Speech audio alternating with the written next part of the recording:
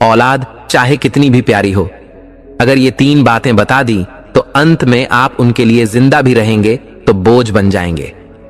नमस्कार प्रिय दर्शकों, हर हर महादेव।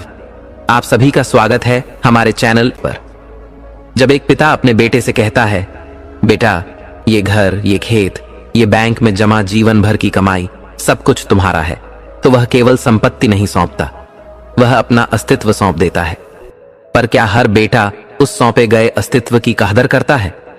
दर्शक बंधु, आज का विषय जितना सीधा है उतना ही गंभीर भी। औलाद चाहे कितनी भी प्यारी क्यों न हो, ये तीन बातें उन्हें मरते दम तक मत बताना। क्यों? क्योंकि कुछ सच ऐसे होते हैं जो कहने से रिश्ते टूटते नहीं मगर दरक जरूर जाते हैं। और माता पिता के लिए इससे बड़ा दुख और क्या हो सकता है कि जिन्होंने सारी उम्र संतान को सहेजा, वही संतान उन्हें उनके अंतिम दिनों में बोझ समझने लगे। आज हम आपको केवल तर्क नहीं देंगे, आज हम आपको वो सत्य सुनाएंगे जो हजारों माता पिता ने जिया है, कई ने सहा है और कुछ ने अब तक छुपा रखा है। क्या आपने कभी सोचा है क्यों कुछ बुजुर्ग अपने ही घर में पराये हो जाते हैं? क्यों बेटा जो कभी उनकी उंगली पकड़कर चला था, आज उनसे आंख मिलाने से भी कतराता है? क्यों बहू जो कभी उन्हें मां कहती थी, अब उन्हें वृद्धाश्रम का रास्ता दिखाती है? बंधुओं, इन सब के मूल में होती है वो तीन बातें जो अगर समय रहते न समझी जाए तो परिवार मंदिर नहीं रणभूमि बन जाता है। आज की इस गूढ़ चर्चा में हम बात करेंगे कि वो कौन सी तीन बातें हैं जिन्हें माता पिता को अपने बच्चों से कभी नहीं कहना चाहिए, क्योंकि ये बातें नहीं रिश्तों की जड़ में लगने वाला दीमक है। और अंत में हम जानेंगे कि वो कौन सी चुप्पी है जो माँ बाप की सबसे बड़ी ढाल बन सकती है। इसीलिए इस वीडियो को अंत तक देखिएगा, क्योंकि आज का यह संदेश केवल आपके लिए नहीं बल्कि आने वाली पीढ़ियों के लिए एक चेतावनी है। तो चलिए शुरुआत करते हैं उस प्रथम बात से जो सबसे मीठी लगती है पर अंततः सबसे जहरीली बन जाती है, जिसे कहते हैं संपत्ति की पूरी जानकारी। किंतु आगे बढ़ने से पूर्व मेरा समस्त भाइयों, माताओं, बहनों और सभी राम भक्तों से विनम्र निवेदन है कि इस कथा को पूर्ण श्रद्धा और भक्ति के साथ अवश्य सुने, क्योंकि गरुड़ पुराण में कहा गया है कि जो भी कथा या शिक्षा अधूरी छोड़ी जाती है वह पाप का कारण बनती है। इसलिए इस कथा को अंत तक अवश्य सुने। यदि आप एक सच्चे सनातनी हैं और भगवान श्री राम में अटूट श्रद्धा रखते हैं तो कृपया अभी वीडियो को लाइक करें और हमारे चैनल को सब्सक्राइब करें और कमेंट में जय श्री राम लिखकर अपना समर्थन व्यक्त करें। तो आइए प्रिय दर्शकों, बिना किसी देरी के आरंभ करते हैं आज की प्रेरणादायक कथा। एक गांव में एक पति पत्नी रहते थे। दोनों में बहुत ही प्रेम था। पत्नी का नाम शांति और पति का नाम रघु था। वे ना तो ज्यादा अमीर थे और ना ही ज्यादा गरीब, लेकिन अपनी जिंदगी में बहुत खुश थे। रघु और शांति की कोई संतान नहीं थी। उनके पास हर खुशी थी, लेकिन एक खुशी की कमी थी। रघु वन में स्थित एक पवित्र स्थान के अंदर गाइड की सेवा करता था, जहां वह दूर दूर से आए भक्तों को वहां का दर्शन कराता था। जब रघु अपने सेवा कार्य के लिए जाता तब शांति घर पर अकेली रहती थी। घर में अकेले रहने के कारण उसका मन अक्सर उदास हो जाता था। उसे अकेलापन अच्छा नहीं लगता था। उसने अकेलेपन को दूर करने के लिए कई कार्यों में मन लगाने की कोशिश की, लेकिन उसका मन फिर भी नहीं लगता था।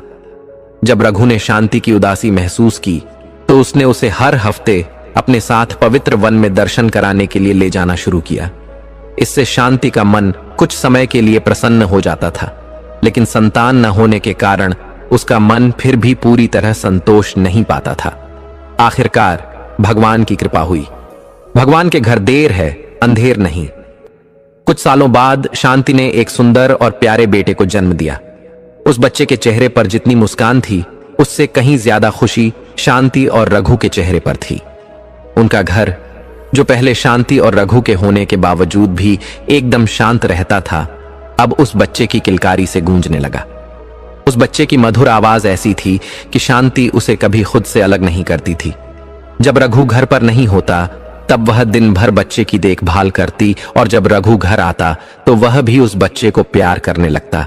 शांति और रघु ने अपने बच्चे का नाम श्रवण रखा, क्योंकि जैसा श्रवण कुमार ने अपने माता पिता की सेवा की थी, वे भी चाहते थे कि उनका बेटा वैसा ही संस्कारी और भक्तिमान बने।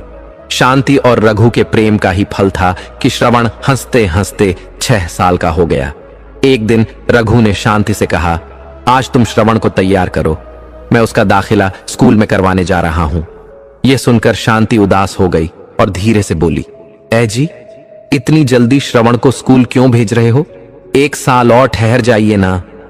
रघु सोच में पड़ गया। उसे शांति की यह बात बिल्कुल पसंद नहीं आई। उसने थोड़े गंभीर स्वर में कहा, क्या कहा 1 साल और? तुम जानती हो ना शांति, हमारा श्रवण अब बड़ा हो गया है, उसे अब पढ़ने के लिए स्कूल जाना ही चाहिए। शांति ने फिर कहा, ऐ जी, श्रवण अभी इतना बड़ा नहीं हुआ है कि वह अपनी मां से दूर रह सके। जहां तक पढ़ाई की बात है, मैं उसे घर पर ही पढ़ा सकती हूं, फिर उसे स्कूल भेजने की क्या जरूरत? रघु थोड़ा चिढ़ते हुए बोला, शांति, मुझे पता है कि तुम इसे घर पर पढ़ा सकती हो, लेकिन जब यह बाहर जाएगा ही नहीं तो दुनिया का ज्ञान कैसे मिलेगा? यह अपने सपनों को कैसे साकार करेगा? स्कूल में बहुत कुछ सीखने को मिलेगा जो यह घर पर नहीं सीख सकता। शांति बार बार रघु से अनुरोध कर रही थी, लेकिन रघु अपनी बात पर अडिग था। उसने कहा, मां होती ही ऐसी है जो अपने बच्चे को कभी खुद से अलग नहीं करना चाहती। उसे हमेशा यही लगता है कि वह अपने बच्चे को पढ़ाकर इतना योग्य बना सकती है कि उसे जीवन में किसी कठिनाई का सामना न करना पड़े। लेकिन अंततः पति की जिद और श्रवण के उज्जवल भविष्य के लिए शांति को रघु की बात माननी पड़ी। वह अपने बेटे को स्कूल भेजने के लिए तैयार हो गई और रघु ने उसे एक अच्छे विद्यालय में दाखिला दिला दिया। इस तरह श्रवण ने स्कूल जाना शुरू कर दिया। समय कब बीत गया पता ही नहीं चला, मानो कल ही की बात थी जब श्रवण पहली बार स्कूल गया था और आज उसने अपनी पढ़ाई पूरी कर ली थी। श्रवण पढ़ाई पूरी करने के साथ साथ अब 19 साल का युवा बन गया था। अब वह आगे की पढ़ाई के लिए एक बड़ी विश्वविद्यालय जाने का विचार कर रहा था। उसके सहपाठियों ने उसे बताया था कि बड़ी विश्वविद्यालय में शिक्षा और अधिक उत्तम होती है और वहां से नौकरी मिलने की संभावना भी अधिक होती है। इसीलिए श्रवण ने अपनी माता पिता से अनुरोध किया कि वह आगे की पढ़ाई के लिए एक बड़ी विश्वविद्यालय में जाना चाहता है। श्रवण अपनी मां के पास आता है और बड़े ही सम्मान के साथ कहता है, मां, मुझे आपसे एक जरूरी बात कहनी है। शांति मुस्कुराकर कहती है, जरूरी बात? क्या बात है बेटा? श्रवण थोड़ा संकोच करते हुए कहता है, मां, मुझे आगे की पढ़ाई करनी है ताकि मैं एक अच्छा डॉक्टर बन सकूं। शांति यह सुनकर बहुत प्रसन्न होती है और कहती है, वाह, मेरे बेटे को डॉक्टर बनना है, यह तो बहुत ही शुभ बात है। बेटा, पढ़ाई कर लो, हमने कब रोका है तुम्हें? हम तो यही चाहते हैं कि तुम एक दिन बहुत बड़े डॉक्टर बनो। श्रवण थोड़ा हिचकिचाते हुए कहता है, हाँ मां, मुझे पता है कि आप मुझे पढ़ाई से कभी नहीं रोकेंगी, लेकिन इतना कहते ही वह चुप हो जाता है। शांति उसकी चुप्पी को देखकर पूछती है, पर क्या बेटा? श्रवण धीमी आवाज में कहता है, मां, मुझे आगे की पढ़ाई के लिए एक बड़ी यूनिवर्सिटी में जाना होगा जो यहां नहीं है, वह पूरे दूसरे शहर में है। मैंने पिताजी से बात की थी तो उन्होंने कहा कि पहले मां से पूछ लो कि वह क्या चाहती हैं। पिताजी तो मान गए हैं, बस आपकी आज्ञा चाहिए थी। शांति यह सुनकर उदास हो जाती है और कहती है, बेटा, क्या तुझे वहां पढ़ाई करने के लिए जाना जरूरी है? क्या तू यहां रहकर पढ़ाई नहीं कर सकता? शांति की यह बात सुनकर श्रवण समझ जाता है कि उसकी मां उसे इतनी दूर भेजने के लिए तैयार नहीं है, लेकिन फिर भी वह अपनी मां को बड़े ही प्रेम और नम्रता से समझाते हुए कहता है, मां, क्या आप नहीं चाहती कि आपका बेटा बड़ा होकर एक अच्छा डॉक्टर बने? शांति अपने बेटे की ओर भर आई आंखों से देखती है पर कुछ नहीं कहती, बस चुप हो जाती है। श्रवण फिर से कहता है, मां, कुछ ही सालों की बात है, जब मेरी पढ़ाई पूरी हो जाएगी तो मैं वापस आ जाऊंगा। शांति फिर भी चिंतित रहती है और कहती है, बेटा, वहां पर तेरा ख्याल कौन रखेगा? श्रवण अपनी मां के हाथों को थामते हुए कहता है, मां, अब मैं इतना बड़ा हो चुका हूं कि अपना ख्याल खुद रख सकता हूं, आपको मेरी चिंता करने की जरूरत नहीं है। लेकिन शांति अपने बेटे को लेकर चिंतित थी, और हो भी क्यों ना, आखिर वह मां थी। एक मां ही तो होती है जो अपने बच्चे के भविष्य को लेकर चिंतित रहती है और उसे अपने से अलग नहीं कर पाती। यही भावनाएं शांति के मन में उमड़ रही थीं। वह एक तरफ अपने बेटे के उज्जवल भविष्य को देख रही थी और दूसरी तरफ उसके प्रति अपने प्रेम से जूझ रही थी। लेकिन अंततः एक मां को अपने बच्चे के भविष्य के लिए अपने प्यार के सामने झुकना पड़ता है। शांति श्रवण की ओर देखकर स्नेह से कहती है, ठीक है बेटा, तुम चले जाना, लेकिन वहां जाकर अपना ख्याल रखना और खूब मन लगाकर पढ़ाई करना। श्रवण खुशी से मुस्कुराता है और कहता है, ठीक है मां, मैं अपना पूरा ध्यान पढ़ाई पर लगाऊंगा और अपना अच्छे से ख्याल रखूंगा। इतना कहते ही शांति ने अपने बेटे को गले से लगा लिया। श्रवण अपने पिता से कहता है, पिताजी, आप कल मेरा एडमिशन मेडिकल कॉलेज में करवा दीजिए। रघु हंसते हुए कहता है, क्यों नहीं बेटा, कल ही जाकर तुम्हारा एडमिशन करवा दूंगा। 2 दिन बाद श्रवण अपने कमरे में अपने बैग में कपड़े, किताबें और जरूरत का सामान पैक कर रहा था। तभी उसकी मां वहां आ जाती है और कहती है, बेटा, क्या तुमने अपनी जरूरत का सारा सामान रख लिया? श्रवण कहता है, हाँ मां, सब कुछ रख लिया है। वैसे पिताजी कहां हैं? सुबह से दिखे नहीं। शांति मुस्कुराकर कहती है, बेटा, वो तुम्हारी ट्रेन की टिकट बुक करवाने गए हैं, आते ही होंगे। शांति और श्रवण बात कर ही रहे थे कि तभी रघु कमरे में आ जाता है और कहता है, तो तैयारी पूरी हो गई जाने की? श्रवण कहता है, हाँ पिताजी, सब कुछ तैयार है। रघु अपने हाथ में टिकट बढ़ाते हुए कहता है, यह लो बेटा, तुम्हारी ट्रेन की टिकट। आज दोपहर की ट्रेन से तुम्हें शहर के लिए निकलना होगा, तैयार रहना। श्रवण टिकट लेते हुए कहता है, ठीक है पिताजी, अब आप दोनों मुझे आशीर्वाद दीजिए कि मैं डॉक्टर बनकर ही वापस आऊं। इतना कहते ही श्रवण अपने माता पिता के चरणों में सिर झुका देता है। रघु और शांति दोनों हाथ जोड़कर अपने बेटे को आशीर्वाद देते हुए कहते हैं, बेटा, भगवान तुम्हें लंबी उम्र दें, तुम हर विषय में पास हो और तुम्हारे सभी सपने पूरे हों। आयुष्मान भव। हम भी चाहते हैं कि तुम एक सफल डॉक्टर बनकर लौटो। इतना कहकर श्रवण अपने माता पिता से प्रणाम करके विदा लेता है और स्टेशन पहुंचकर ट्रेन में बैठ जाता है। कुछ ही मिनटों में ट्रेन शहर की ओर रवाना हो जाती है और श्रवण पढ़ाई करने के लिए बड़ी यूनिवर्सिटी चला जाता है। श्रवण ट्रेन में बैठकर मन ही मन प्रभु का स्मरण करते हुए दूसरे शहर के लिए प्रस्थान करता है। जब ट्रेन स्टेशन पर आकर रुकती है तो वह स्वयं से कहता है, चलो, आखिरकार स्टेशन आ ही गया। अब मुझे जल्दी से जल्दी इस ट्रेन से उतरकर स्टेशन पर जाना होगा, नहीं तो यह ट्रेन फिर से चल पड़ेगी। इतना कहते ही श्रवण अपने सामान को अपने हाथ में पकड़ता है और ट्रेन से बाहर निकलने लगता है। जैसे ही वह ट्रेन से नीचे उतरता है, उसके सामने एक 60 वर्षीय बुजुर्ग आकर खड़े हो जाते हैं।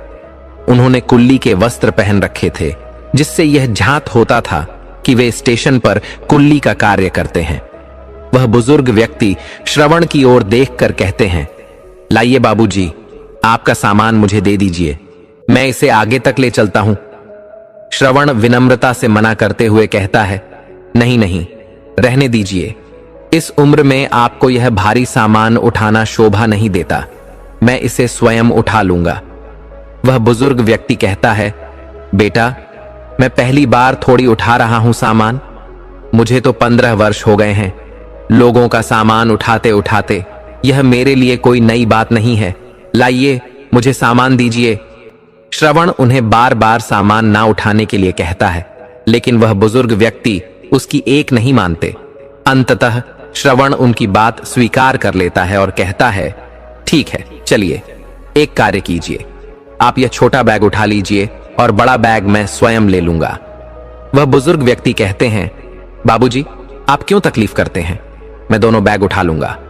श्रवण दृढ़ता से कहता है, मैंने कहा ना, आप एक बैग उठा लीजिए। वह बुजुर्ग व्यक्ति कहते हैं, पर बाबूजी। श्रवण मुस्कुराते हुए कहता है, पर कुछ नहीं, मैंने आपकी एक बात मानी थी, अब आपको भी मेरी एक बात माननी होगी। इतना कहते ही वह बुजुर्ग व्यक्ति श्रवण के सामान का छोटा बैग उठाते हैं और अपने सिर पर रख लेते हैं। श्रवण भी दूसरा बैग अपने कंधे पर रख लेता है और दोनों स्टेशन से बाहर निकलने लगते हैं। रास्ते में चलते चलते श्रवण उस बुजुर्ग व्यक्ति से पूछता है, वैसे आपका नाम क्या है? वह बुजुर्ग व्यक्ति कहते हैं, बाबूजी, मेरा नाम तो रामू है। श्रवण कहता है, तो रामू काका, आप इस उम्र में यहां कार्य कर रहे हैं? क्या आपके परिवार में कोई बेटा बेटी नहीं है जो आप यहां आकर इतनी कठिन मेहनत कर रहे हैं? रामू काका गहरी सांस लेते हुए कहते हैं, बेटा बेटी तो नहीं है बाबूजी, पर एक बेटा था। श्रवण बीच में ही बोल पड़ता है, बेटा था, इसका अर्थ है कि अब नहीं है क्या?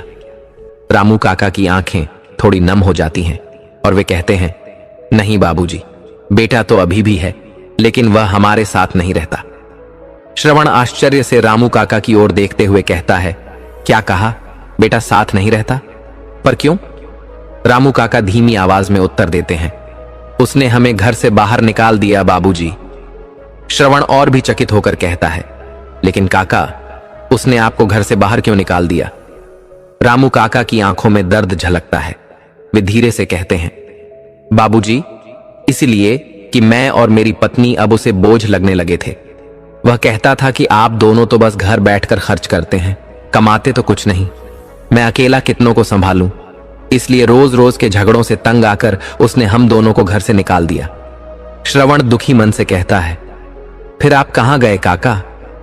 रामू काका गहरी सांस लेते हुए कहते हैं, मैं कहां जाता बाबूजी, भीख मांगने से तो अच्छा है कि मैं कुली का कार्य कर लूं, कम से कम मेहनत की कमाई का पैसा तो मिलता है। श्रवण क्रोध और पीड़ा के साथ कहता है, पता नहीं यह आजकल के बच्चों को क्या हो गया है। जब थोड़े बड़े हो जाते हैं तो माँ बाप बोझ लगने लगते हैं। वे यह क्यों नहीं समझते कि जिन माता पिता ने उन्हें अपने आंचल में पाला, कंधों पर बैठाया, वही एक दिन उनके लिए बोझ बन जाते हैं। श्रवण और रामू काका बात करते करते स्टेशन से बाहर निकल आते हैं। रामू काका एक ऑन्टो में श्रवण का सामान रखने लगते हैं। श्रवण रामू काका से कहता है, काका सुनिए तो। रामू काका कहते हैं, हाँ बाबूजी कहिए। श्रवण अपनी जेब से 500 रुपए का नोट निकालते हुए कहता है, यह लीजिए काका, आपकी मेहनत की कमाई। रामू काका हंसते हुए कहते हैं, अरे बाबू, आपके सामान लाने के सिर्फ 50 रुपए होते हैं, न कि 500। लगता है आप बातों बातों में भूल गए, आपको 50 रुपए देने थे, न कि 500। श्रवण मुस्कुराकर कहता है, काका मैं कुछ नहीं भूला हूं, ये पैसे आपके ही हैं, आप इन्हें रखिए। इस समय मुझे नहीं, आपको पैसों की ज्यादा जरूरत है, कृपया रख लीजिए। रामू काका बार बार मना करते हैं, लेकिन श्रवण नहीं मानता और पैसे उनके हाथ में थमाते हुए कहता है, अगर आप यह पैसे रखेंगे तो आज आपको थोड़ा आराम मिलेगा। मैं जानता हूं इस उम्र में आपको इतना मेहनत करना उचित नहीं है, इसीलिए आज आपको कम काम करना चाहिए। इतना कहकर श्रवण ऑटो में बैठ जाता है और रामू काका से विदा लेते हुए कहता है, ठीक है काका, मैं चलता हूं। रामू काका कहते हैं, अरे बाबू, जाते जाते अपना नाम तो बता दीजिए। श्रवण मुस्कुराते हुए कहता है, काका मेरा नाम श्रवण है। इतना कहकर श्रवण वहां से निकल जाता है। रामू काका वहीं खड़े रह जाते हैं और मन ही मन सोचते हैं, इनके माता पिता ने सही नाम रखा है, वास्तव में ऐसा बेटा भगवान सभी को दे। श्रवण आदर्श कॉलोनी पहुंच जाता है, जहां उसने पहले से ही एक कमरा बुक किया हुआ था। वह वहां जाकर अपने कमरे में प्रवेश करता है। पूरे दिन के सफर से वह बहुत थक चुका था, इसलिए वह सोने की सोचता है और बिस्तर पर लेटकर गहरी नींद में चला जाता है। अगली सुबह स्नान ध्यान करने के बाद वह कॉलेज के लिए निकल पड़ता है। शुरुआत में वह किसी से ज्यादा बात नहीं करता, लेकिन धीरे धीरे वह अपने सहपाठियों से घुलने मिलने लगता है और कॉलेज में उसके कई दोस्त बन जाते हैं। श्रवण दिन रात अपनी डॉक्टर की पढ़ाई में लगा रहता है। आखिरकार उसकी मेहनत का फल उसे मिलता है और केवल 6 वर्षों में ही वह अपनी डिग्री प्राप्त कर लेता है और एक योग्य डॉक्टर बन जाता है। श्रवण यह शुभ समाचार जब अपने माता पिता को बताता है तो वे खुशी से झूम उठते हैं और अपने बेटे को ढेरों आशीर्वाद और बधाइयां देते हैं। उसके दोस्त भी यह समाचार सुनकर बहुत प्रसन्न होते हैं। श्रवण अपने घर वापस चला जाता है और कुछ समय बाद उसे पास के एक बड़े अस्पताल में डॉक्टर की नौकरी मिल जाती है। श्रवण के घर में आज खुशियों की बहार आ गई थी। शाम का समय था। शांति और रघु आपस में गंभीर चर्चा कर रहे थे। शांति चिंतित स्वर में कहती है, सुनिए जी, क्या श्रवण इस बात के लिए तैयार हो जाएगा? रघु आत्मविश्वास से कहते हैं, क्यों नहीं राजी होगा? आखिर यह उसके जीवन का महत्वपूर्ण निर्णय है। शांति कुछ घबराते हुए कहती है, अभी तो उसे डॉक्टर की नौकरी मिली है और अभी से आप उसे इस विषय में सोचने के लिए कह रहे हैं। क्या वह मान जाएगा? रघु मुस्कुराते हुए कहते हैं, शांति तुम चिंता मत करो, श्रवण अभी घर आएगा तब मैं खुद उससे बात करूंगा। शांति धीरे से कहती है, ठीक है, आने दीजिए श्रवण को। इतना कहते ही रघु और शांति बातें कर ही रहे थे कि तभी श्रवण घर में प्रवेश करता है और आते ही अपने पिता से पूछता है, पिताजी क्या बात है? आप मुझसे किस जरूरी विषय पर बात करना चाहते थे? रघु प्यार से कहते हैं, आओ बेटा आओ, हम दोनों तुम्हारे ही बारे में बातें कर रहे थे। सोच रहे थे कब तुम आओगे और कब हम तुमसे इस विषय में बात करेंगे। आखिर यह तुम्हारे जीवन का महत्वपूर्ण निर्णय है। श्रवण थोड़ा उलझन में पड़ जाता है और कहता है, क्या कहा? जीवन का महत्वपूर्ण निर्णय? पर क्या? रघु हल्की मुस्कान के साथ कहते हैं, बेटा तुम्हारी शादी की बात कर रहा हूं, यह तुम्हारी जिंदगी का ही सवाल हुआ ना? श्रवण यह सुनकर अचंभित रह जाता है। उसने कभी सोचा भी नहीं था कि उसके पिताजी उससे इस विषय में बात करेंगे। वह आश्चर्य से कहता है, शादी? पर इतनी जल्दी क्यों पिताजी? रघु समझाते हुए कहते हैं, जल्दी कहां बेटा, अब तुम डॉक्टर भी बन गए हो और तुम्हें विवाह कर लेना चाहिए। श्रवण थोड़ा मुस्कुराते हुए कहता है, इतनी जल्दबाजी किस बात की पिताजी? अभी अभी तो मैंने डॉक्टर की नौकरी शुरू की है, 2-3 साल और ठहर जाइए, फिर आराम से देखेंगे इस विषय में।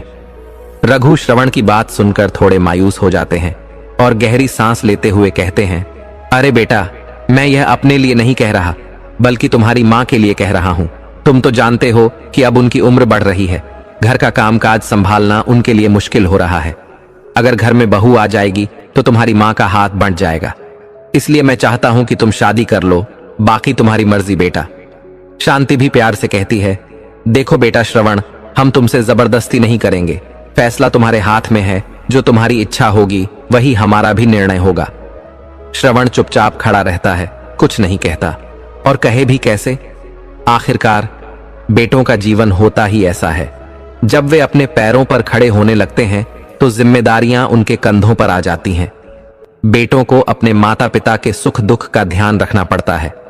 आज उसके माता पिता की खुशी उसके फैसले पर टिकी थी। वह जानता था कि अगर उसने निर्णय नहीं लिया तो उनके चेहरे की खुशी पल भर में गायब हो जाएगी। हर बेटे की तरह उसने भी अपने दिल पर पत्थर रखकर एक फैसला लिया जो उसकी पूरी जिंदगी बदल सकता था। श्रवण लंबी सांस लेते हुए कहता है, ठीक है पिताजी, मैं शादी के लिए तैयार हूं। श्रवण की यह बात सुनकर रघु और शांति की खुशी का ठिकाना नहीं रहता। वे प्रसन्न होकर कहते हैं, हमें तुमसे यही आशा थी बेटा।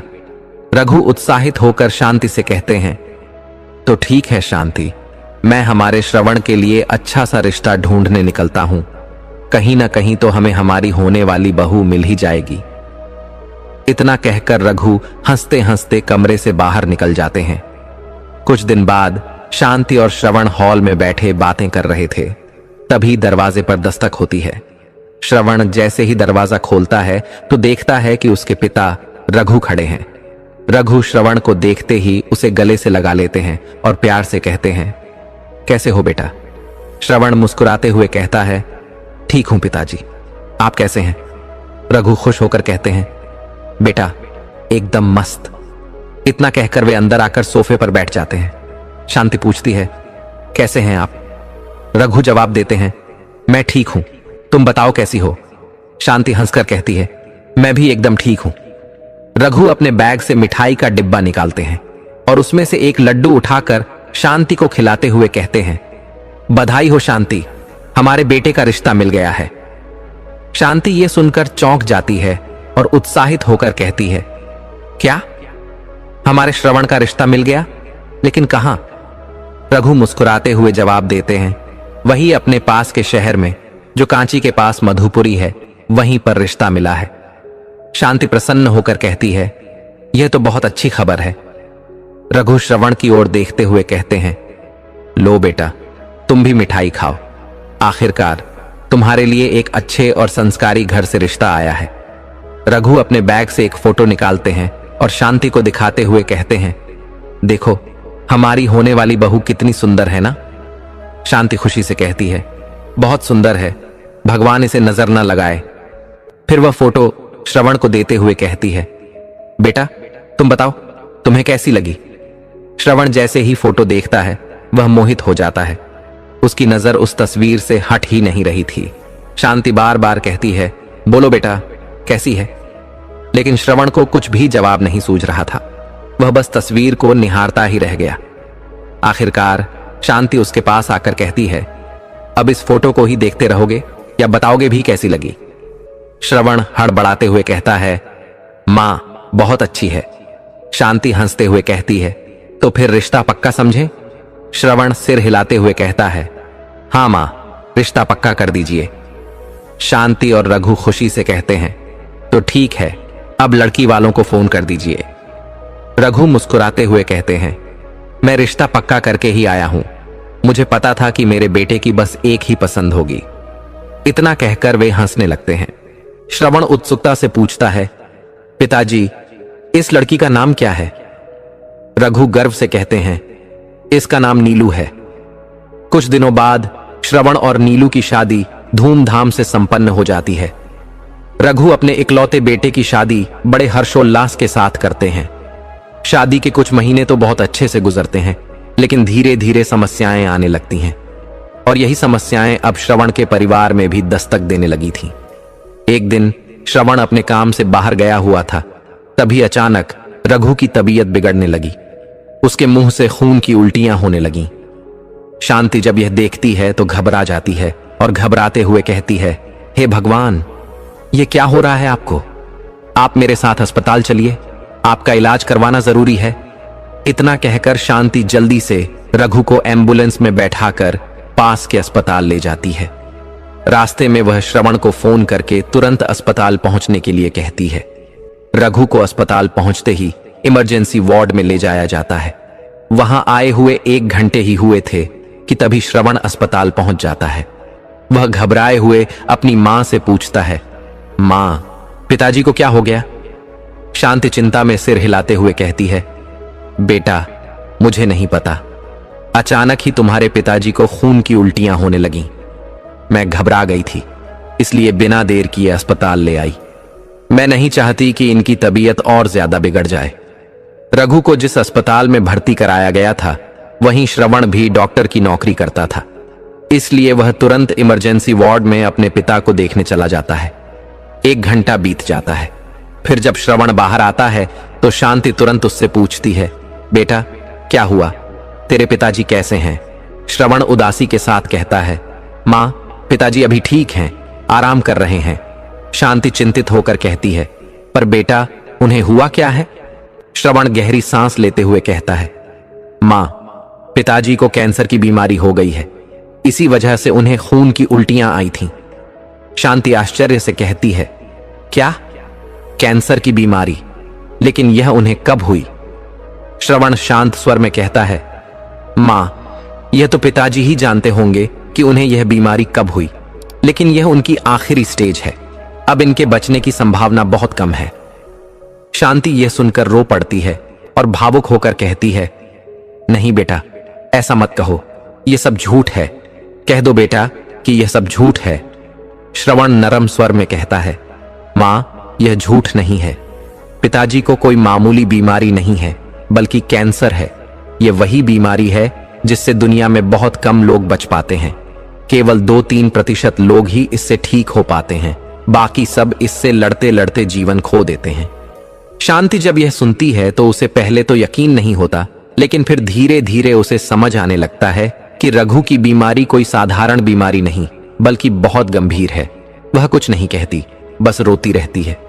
श्रवण अपनी मां से कहता है, मां पिताजी को अब कुछ दिन अस्पताल में ही भर्ती रखना पड़ेगा, लेकिन आप उनसे यह मत कहना कि उन्हें कैंसर है, नहीं तो वे चिंता में आ जाएंगे और उनकी हालत और खराब हो जाएगी। कृपया उनसे कुछ मत कहिएगा। शांति बस सिर हिला देती है और रोते हुए कहती है, ठीक है बेटा मैं कुछ नहीं कहूंगी। श्रवण अपनी मां को सांत्वना देते हुए कहता है, मां आप चिंता मत करें, मैं पिताजी को ठीक करने की पूरी कोशिश करूंगा। बस आप मुझ पर विश्वास रखिए। रघु को अब आईसीयू में आराम के लिए लाया जाता है।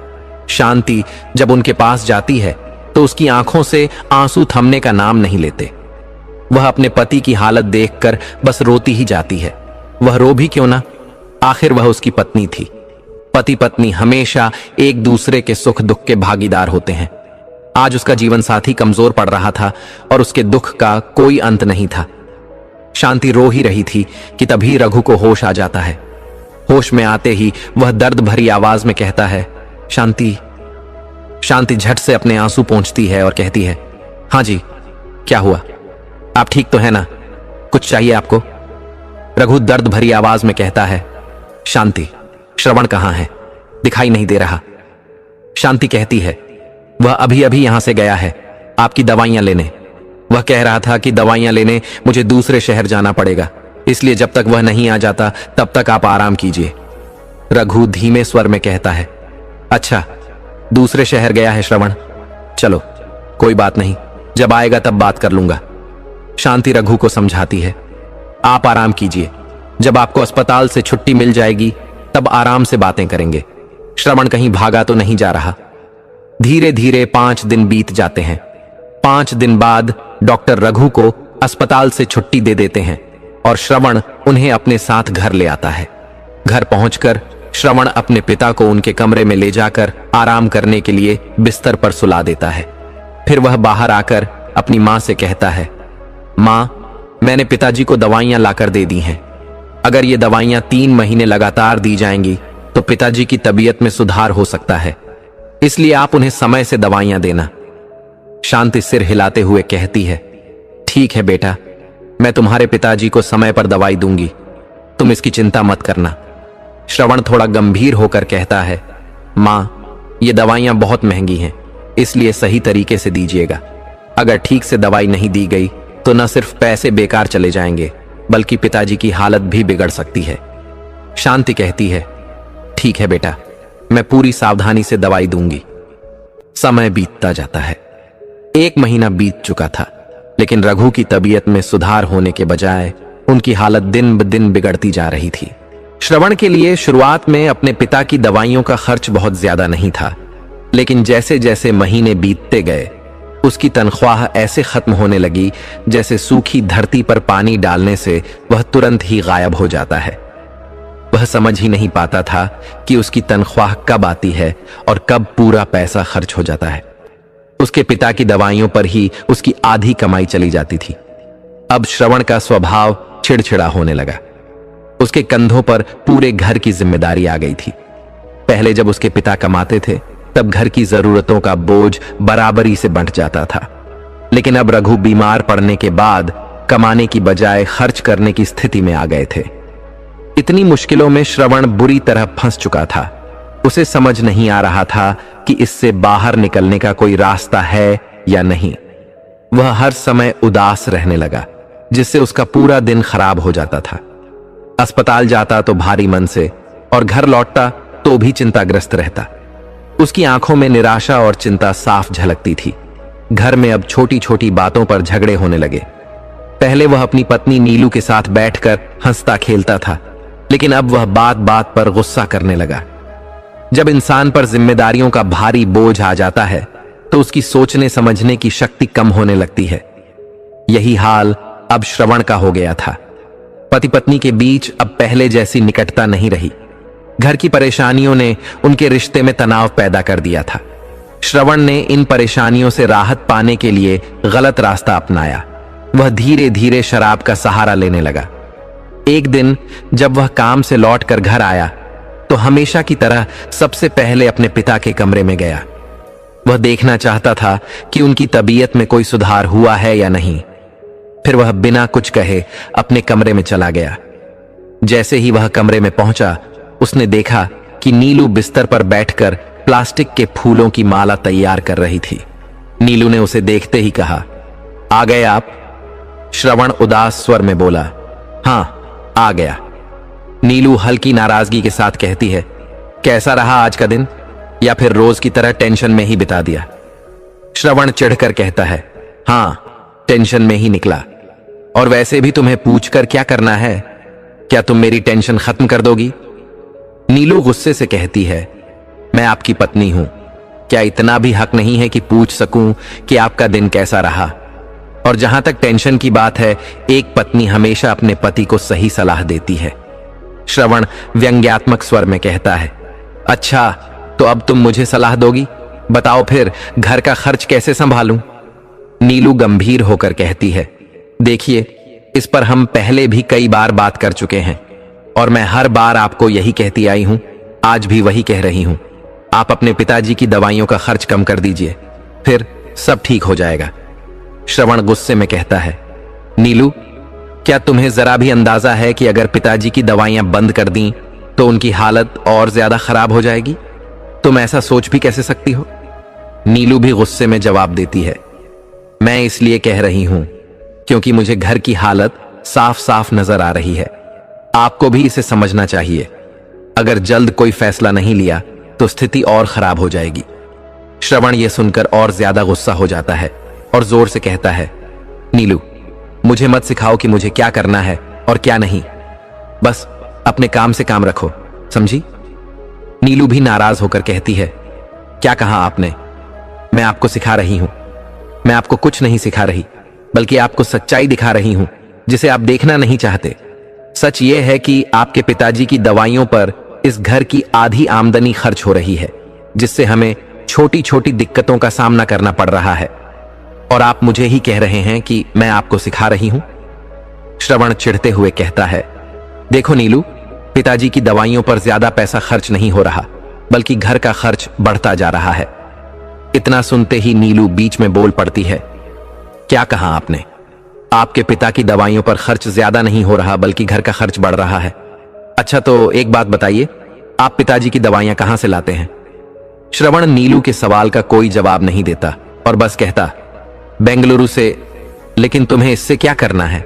नीलू गंभीर स्वर में पूछती है, और कितने पैसे लगते हैं दवाई खरीदने में और वहां से यहां लाने में? श्रवण इस बार भी कोई जवाब नहीं देता और चुपचाप खड़ा रहता है। उसकी खामोशी बता रही थी कि वह जवाब जानते हुए भी कुछ कहना नहीं चाहता। नीलू उसकी ओर देखती है और कहती है, बोलिए जी, मेरे सवाल का जवाब दीजिए। चुप क्यों हो गए?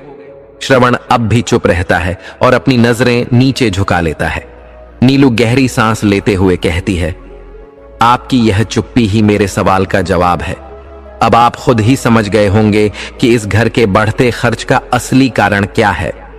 श्रवण नीलू की बात सुनकर समझ चुका था कि नीलू सच कह रही है, लेकिन वह अपने पिता को दोषी ठहराने के लिए तैयार नहीं था। वह गुस्से में कहता है, नीलू, तुम घर की सारी परेशानियों का दोष मेरे पिता को मत दो, समझी? नीलू शांत स्वर में जवाब देती है, मैं किसी को दोष नहीं दे रही, सिर्फ आपको सच्चाई दिखा रही हूं, जिसे आप इतने दिनों से अनदेखा कर रहे हैं। आपको यह मानना होगा कि आपके पिताजी अब ठीक नहीं होंगे। वह अपनी जिंदगी की आखिरी सांसें गिन रहे हैं, ज्यादा दिन तक हमारे साथ नहीं रहेंगे। नीलू के मुंह से यह सुनकर श्रवण का खून खौल उठता है। वह गुस्से में चिल्लाता है, बस करो नीलू, बहुत हो गया, अब एक शब्द और नहीं। मैंने सोचा था कि तुम मेरी पत्नी होने के नाते मेरे पिता को अपने पिता मानोगी, लेकिन तुमने तो उन्हें पूरी तरह पराया कर दिया। श्रवण का यह रौद्र रूप देखकर नीलू सहम जाती है। वह जानती थी कि अगर उसने कुछ और कहा तो मामला और बिगड़ सकता है, इसीलिए वह चुपचाप बिस्तर पर जाकर लेट जाती है। कमरे में एक अजीब सी खामोशी छा जाती है। श्रवण भी गुस्से में बिस्तर पर जाकर लेट जाता है, लेकिन उसे नींद नहीं आती। रात के अंधेरे में वह बालकनी में जाकर बैठ जाता है और सोचने लगता है कि उसे अपने पिता की दवाई बंद करनी चाहिए या नहीं।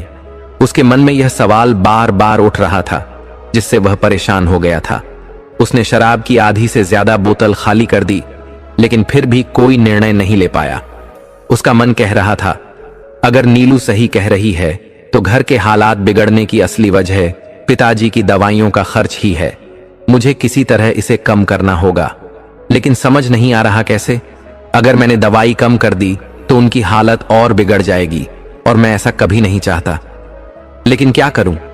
जब वह शराब की पूरी बोतल खत्म कर चुका तो उसने सिगरेट का नया पैकेट निकाला और उसमें से एक सिगरेट जलाकर कस लेने लगा। सिगरेट पीते हुए वह उन्हीं बातों को सोचने लगा जो उस दिन नीलू ने कही थी। वह उस दिन की याद में चला गया जब इसी मुद्दे पर नीलू से उसकी बहस हुई थी। नीलू गुस्से में कह रही थी, देखिए, आप यह जिद छोड़ क्यों नहीं देते? आपके पिता अब ठीक नहीं होने वाले, फिर भी आप बेकार में उन पर इतना पैसा खर्च कर रहे हैं। श्रवण गुस्से में बोला, नीलू, तुम क्या बक रही हो? तुम ऐसे कैसे सोच सकती हो? नीलू शांत लेकिन दृढ़ स्वर में कहती है, मैं यह इसलिए कह रही हूं क्योंकि सच साफ दिखाई दे रहा है। उनकी हालत में कोई सुधार नहीं हो रहा, बल्कि वह और बिगड़ती जा रही है। मुझे नहीं लगता कि वह अब बच पाएंगे। श्रवण जैसे ही यह बात नीलू के मुंह से सुनता है, उसे बहुत तेज गुस्सा आने लगता है। उसका चेहरा लाल हो जाता है और वह तेज आवाज में कहता है, नीलू, अपना मुंह बंद रखो, इससे पहले कि मैं भूल जाऊं कि तुम मेरी पत्नी हो। इससे आगे एक शब्द और नहीं। नीलू श्रवण का यह रूप देखकर घबरा जाती है। उसे उसके इस गुस्से से डर लगने लगता है, इसलिए वह बिना कुछ बोले चुपचाप खड़ी रहती है। कमरे में एक गहरी खामोशी छा जाती है। काफी देर तक कोई कुछ नहीं बोलता। फिर श्रवण थोड़ा शांत होते हुए कहता है, मैं जा रहा हूं अस्पताल, शाम को जल्दी आ जाऊंगा। नीलू कुछ नहीं कहती, बस उसे देखती रहती है। वह कहे भी कैसे? आज उसकी आवाज उसके पति ने ही दबा दी थी। उसे लग रहा था कि जो श्रवण उसे पहले बहुत प्यार करता था, वह आज बिना झिझक उस पर गुस्सा कर रहा है। इतना कहकर श्रवण कमरे से बाहर चला जाता है और अपने काम पर चला जाता है। श्रवण इन बीती बातों को सोचते हुए बालकनी में बैठा शराब पी रहा था। उसकी सिगरेट जो कुछ वक्त पहले जलाई थी बुझ चुकी थी। वह उसे फिर से जलाता है और 2-3 कस में पूरी खत्म कर देता है।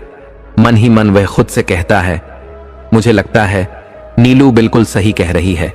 मुझे पिताजी की दवाइयां बंद करनी होंगी। अगर मैंने ऐसा नहीं किया तो एक दिन मैं खुद कर्ज में डूब जाऊंगा।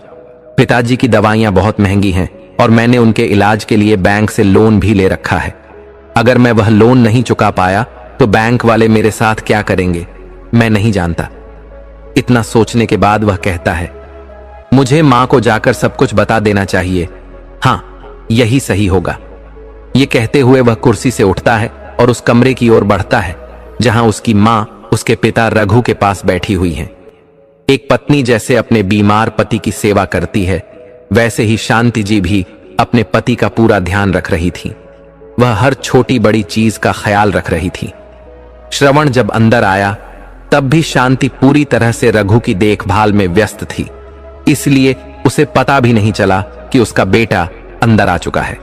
श्रवण धीरे से मां के पास जाता है और कहता है, मां, मुझे आपसे एक जरूरी बात करनी है। शांति उसकी आवाज सुनकर कहती है, आ गए बेटा, क्या बात है? श्रवण कहता है, मां, मुझे आपसे बहुत जरूरी बात करनी है।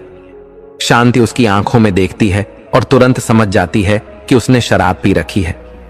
लेकिन यह कोई नई बात नहीं थी। वह जानती थी कि श्रवण ने शराब पीना उसी दिन से शुरू कर दिया था जब से उसके पिता बीमार पड़े थे और घर की सारी जिम्मेदारी उस पर आ गई थी। एक मां अपने बेटे को बिना बताए सब कुछ समझ जाती है। शांति को भी यह समझ आ गया था कि श्रवण क्यों शराब पीने लगा है। वह कुछ नहीं कहती, बस उसे देखती रहती है और प्यार भरी आवाज में कहती है, बोलो बेटा, क्या बात करनी थी? श्रवण थोड़ा झिझकते हुए कहता है, मां, आप तो जानती हैं, जब से पिताजी बीमार हुए हैं घर की हालत बहुत खराब हो गई है। सारा खर्चा अब मुझे संभालना पड़ रहा है। शांति बीच में ही बोल पड़ती है, बेटा, मुझे पता है कि तुम कितनी मुश्किलों से घर संभाल रहे हो, लेकिन यह सब कहने की क्या जरूरत है?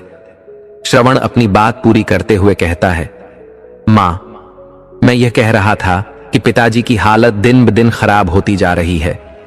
मुझे नहीं लगता कि दवाइयां उन पर असर कर रही हैं, इसलिए मेरा मानना है कि अब हमें उनकी दवाइयां बंद कर देनी चाहिए। शांति यह सुनकर हैरान रह जाती है।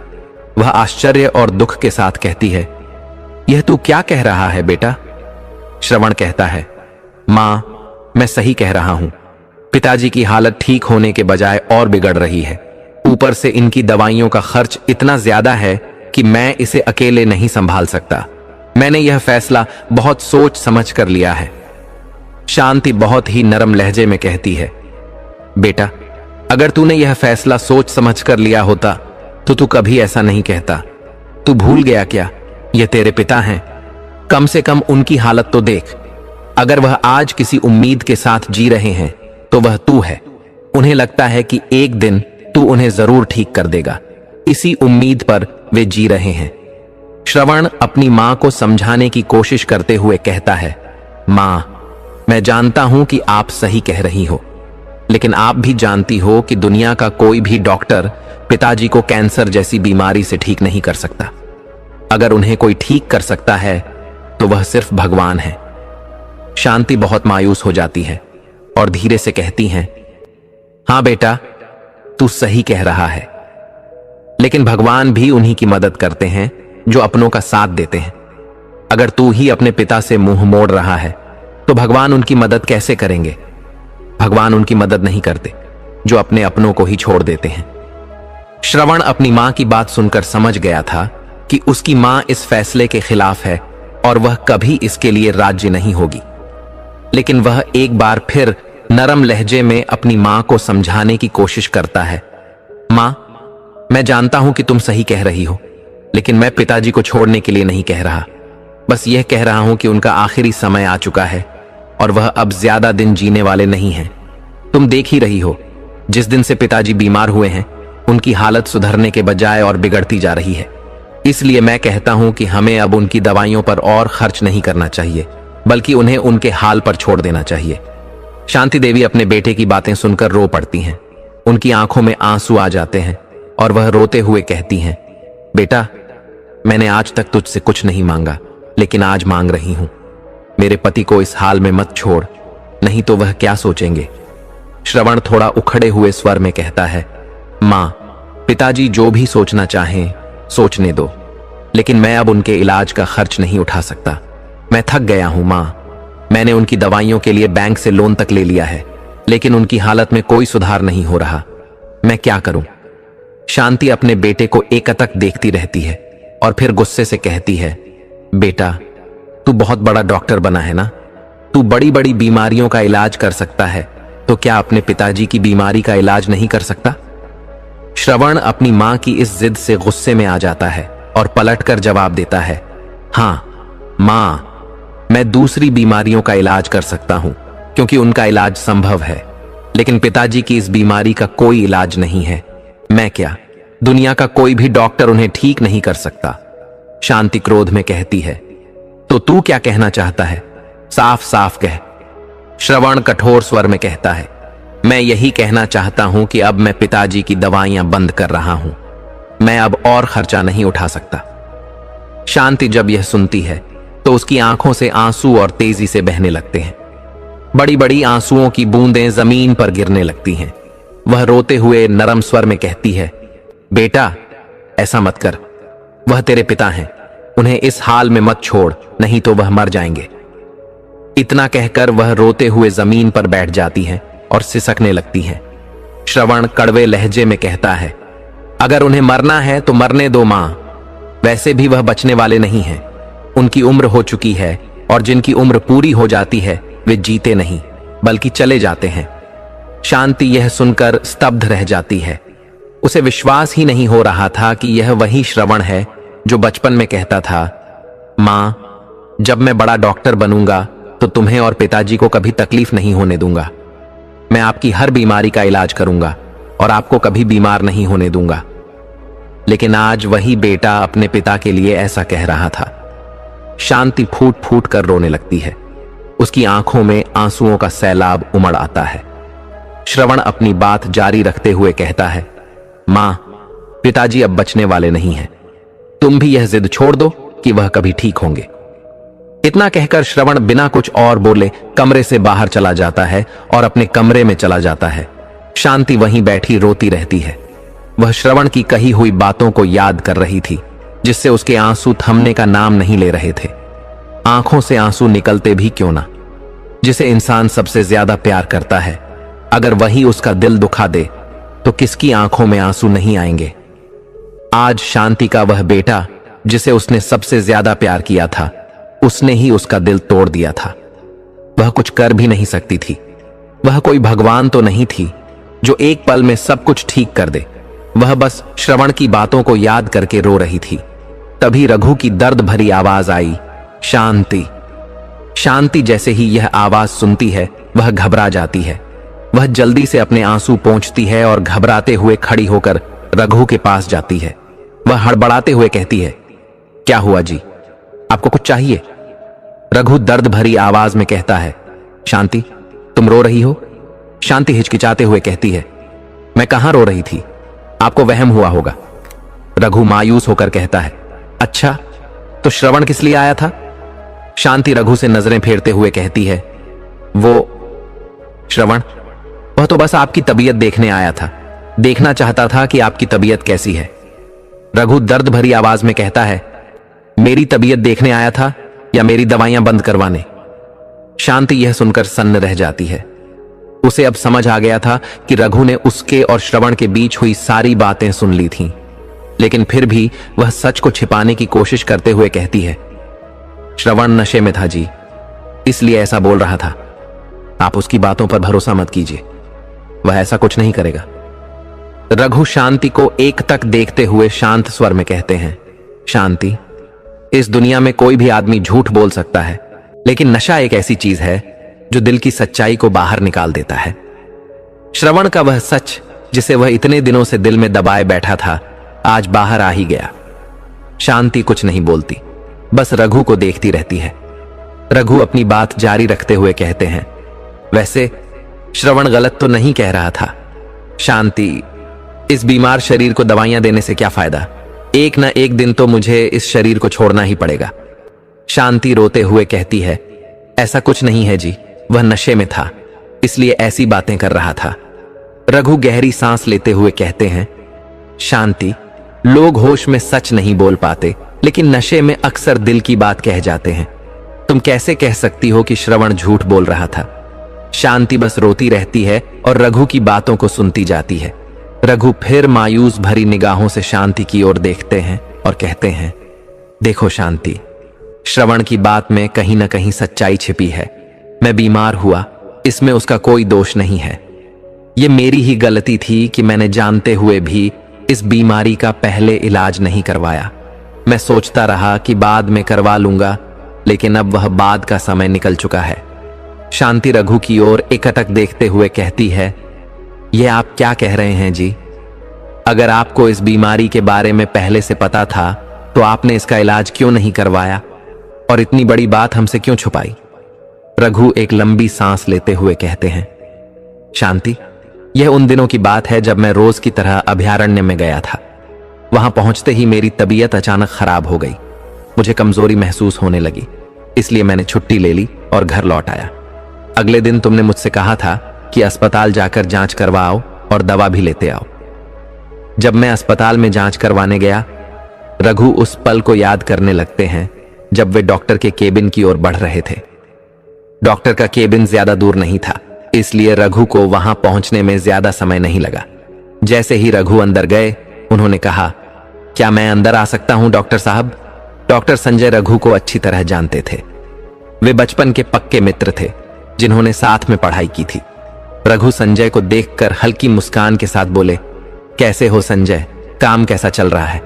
डॉक्टर संजय हंसते हुए बोले, बिल्कुल ठीक हूं और काम अपनी गति से चल रहा है, अच्छा चल रहा है। रघु संजय से बोले, डॉक्टर साहब, क्या तुमने मेरी रिपोर्ट देख ली? डॉक्टर संजय मुस्कुराते हुए बोले, डॉक्टर साहब नहीं, रघु, मैं पहले तुम्हारा दोस्त हूं, फिर डॉक्टर, मुझे संजय कह सकते हो। रघु हंसते हुए बोले, अच्छा संजय, मेरी रिपोर्ट देखी क्या? और ज्यादा जानने की जरूरत मुझे नहीं, बल्कि तुम्हारी भाभी को पड़ी हुई है। उसे हर समय चिंता रहती है कि कहीं कोई बड़ी बीमारी ना हो। जब तक जांच न करवा लूं, वह परेशान रहती है और मुझे भी परेशान कर देती है। डॉक्टर संजय अब थोड़ा गंभीर हो गए। वे परेशान होकर बोले, भाभी जी बिल्कुल सही कह रही थी, रघु, तुम्हें एक गंभीर बीमारी है। रघु हैरानी से बोले, गंभीर बीमारी? बताओ ना, कौन सी? डॉक्टर संजय चुप रहे, सोचने लगे कि उन्हें यह बताना चाहिए या नहीं। रघु बेचैनी से बोले, अरे कुछ तो बोलो, मुझे कौन सी बीमारी है? यूं ही गर्दन झुकाए बैठे रहोगे क्या? डॉक्टर संजय गहरी सांस लेते हुए बोले, रघु, तुम्हें छोटी मोटी बीमारी नहीं बल्कि कैंसर है। रघु ये सुनकर हक्का बक्का रह गए। ये तुम क्या कह रहे हो संजय? तेरा दिमाग तो सही है, मुझे कैंसर कैसे हो सकता है? डॉक्टर संजय ने गंभीरता से कहा, रघु, जब मैंने पहली बार तुम्हारी रिपोर्ट देखी तो मुझे भी यकीन नहीं हुआ, इसलिए मैंने दोबारा जांच करवाई, लेकिन हर बार वही नतीजा आया, तुम्हें कैंसर है। रघु सोच में पड़ गए, फिर बोले, पर मैंने तो सुना है कि कैंसर सिर्फ उन लोगों को होता है जो नशा करते हैं, और तू तो जानता है मैं नशा नहीं करता, फिर मुझे कैंसर कैसे हो गया? डॉक्टर संजय समझाते हुए बोले, रघु, कैंसर सिर्फ नशे से नहीं होता, यह कई कारणों से हो सकता है, जैसे सूरज से निकलने वाली पराबैंगनी किरणें, कुछ वायरस, कुछ विषैले पौधे और जानवर। मुझे लगता है कि चूंकि तुम वन में काम करते हो, शायद वहीं से तुम्हें यह बीमारी लगी हो। रघु अविश्वास में बोले, ऐसा कैसे हो सकता है संजय? डॉक्टर संजय ने कहा, रघु, यह बीमारी अभी अपनी शुरुआती अवस्था में है, इसलिए घबराने की जरूरत नहीं है। अगर तुम इससे बचना चाहते हो तो तुम्हें यह नौकरी छोड़नी पड़ेगी। रघु मुंह बनाते हुए बोले, तू पागल हो गया है क्या संजय? तुझे पता भी है कि मेरा घर इसी नौकरी से चलता है। अगर मैंने नौकरी छोड़ दी तो घर कौन चलाएगा? और वैसे भी मेरा बेटा श्रवण अपनी पढ़ाई पूरी कर रहा है, उसे आगे की पढ़ाई के लिए पैसों की जरूरत पड़ेगी, वह पैसे कहां से आएंगे? डॉक्टर संजय ने गहरी सांस लेते हुए कहा, रघु, अगर तुम नौकरी नहीं छोड़ सकते तो तुम्हें कम से कम 1 महीने के लिए किसी बड़े शहर जाकर इलाज करवाना होगा। अगर अभी इलाज नहीं करवाया तो हालात बिगड़ सकते हैं और फिर यह बीमारी कभी ठीक नहीं होगी। रघु सोच में पड़ जाता है और कुछ नहीं कहता। जब कुछ देर तक वह चुप रहता है तो डॉक्टर संजय ही आगे बोलते हैं, रघु, कहां खो गए? मैं तुमसे बस यह पूछ रहा हूं कि क्या तुम अपना इलाज दूसरे शहर में जाकर करवा लोगे या नहीं? रघु हल्की उदासी के साथ सिर हिलाते हुए कहता है, हां यार, करवा लूंगा इलाज। वैसे जाना कहां पड़ेगा? डॉक्टर संजय कहते हैं, अपने पास के शहर में जाना होगा। रघु कहता है, ठीक है, मैं आज ही जाकर पता कराता हूं। इतना कहकर रघु केबिन से बाहर निकल जाता है और शहर की ओर रवाना हो जाता है। शहर पहुंचकर जब वह अस्पताल में डॉक्टर से मिलता है तो वहां उसे कुछ ऐसा सुनने को मिलता है जिससे वह निराश होकर वापस लौट आता है। रघु अब भी अपने घर से सिर्फ 1 किलोमीटर दूर था। वह पैदल ही अपने घर की ओर बढ़ रहा था। उसे हमेशा पैदल चलना पसंद था, इसलिए उसने रिक्शा या बस नहीं ली। वह लगातार अस्पताल में डॉक्टर से हुई बातचीत के बारे में सोच रहा था। इलाज की फीस बहुत ज्यादा है, अब समझ नहीं आ रहा कि इतने पैसे कहां से लाऊं, और अगर किसी तरह पैसे का इंतजाम भी कर लूं तो शांति को कैसे बताऊंगा? वह पहले से ही हर बात को लेकर बहुत टेंशन लेती है। अगर मैंने इस बीमारी के बारे में उसे बता दिया तो पता नहीं उसका क्या हाल होगा। रघु यह सोच सोचकर चिंता में डूबा जा रहा था। उसे समझ नहीं आ रहा था कि वह शांति से इस बारे में कैसे बात करे और उसे कैसे समझाए। वह अभी घर के करीब ही था, लेकिन मन में हजारों सवाल चल रहे थे। उधर घर में शांति और श्रवण आपस में बात कर रहे थे। श्रवण उत्साहित होकर कहता है, मां, मैं दूसरे शहर जाकर पढ़ाई करना चाहता हूं, क्या आप मुझे वहां भेज देंगी? शांति मुस्कुराकर कहती है, क्यों नहीं बेटा, मैंने कब मना किया? जहां जाना चाहते हो जाओ, जहां पढ़ाई करनी है वहां पढ़ो, पर पहले तुम्हारे पिताजी को तो आने दो। श्रवण खुशी से कहता है, सच मां? शांति हल्की मुस्कान के साथ कहती है, हां बेटा, लेकिन एक बात बताओ, तुम्हें शहर के बाहर ही क्यों पढ़ना है? यहां रहकर क्यों नहीं पढ़ सकते? श्रवण थोड़ा परेशान होकर कहता है, मां, क्योंकि जिस यूनिवर्सिटी में जाकर मुझे डॉक्टर की पढ़ाई करनी है वह यहां नहीं है, वह दूसरे शहर में है, इसलिए मुझे वहां जाना ही होगा। शांति कुछ सोचते हुए कहती है, लेकिन बेटा, जिस यूनिवर्सिटी की तुम बात कर रहे हो वह हमारे ही शहर में भी है, तो तुम वहीं क्यों नहीं पढ़ सकते? श्रवण थोड़ा नाराज होकर कहता है, मां, आप समझ क्यों नहीं रही हैं? इस शहर की यूनिवर्सिटी का उतना नाम नहीं है और मुझे नहीं लगता कि वहां पढ़ाई उतनी अच्छी होती होगी। मुझे अच्छी शिक्षा चाहिए, इसलिए मैं दूसरे शहर जाकर पढ़ाई करना चाहता हूं। शांति और श्रवण की बात अभी चल ही रही थी कि तभी दरवाजे की घंटी बजती है। श्रवण कहता है, मैं देखता हूं मां, कौन है। वह दरवाजा खोलता है तो देखता है कि उसके पिताजी खड़े हैं। श्रवण खुश होकर कहता है, आ गए पिताजी। रघु बिना कुछ बोले अंदर आते हैं और सीधे हॉल में जाकर सोफे पर बैठ जाते हैं। तभी शांति किचन से पानी का गिलास लेकर आती है और रघु को देते हुए कहती है, कैसा रहा आज का दिन। रघु उदास होकर कहता है, आज का दिन बहुत खराब गया शांति। शांति चिंतित होकर बीच में ही बोल पड़ती है, क्या हुआ जी, आप बहुत टेंशन में लग रहे हैं, कोई बात है क्या। रघु गहरी सांस लेकर कहता है, टेंशन तो है शांति, लेकिन क्या करें, सिर्फ चिंता करने से तो कोई समस्या हल नहीं होती। जैसे ही रघु अपनी बात पूरी करता है, श्रवण बीच में बोल पड़ता है, पिताजी आप मां को समझाइए ना कि वह मुझे दूसरे शहर जाने से रोक रही हैं।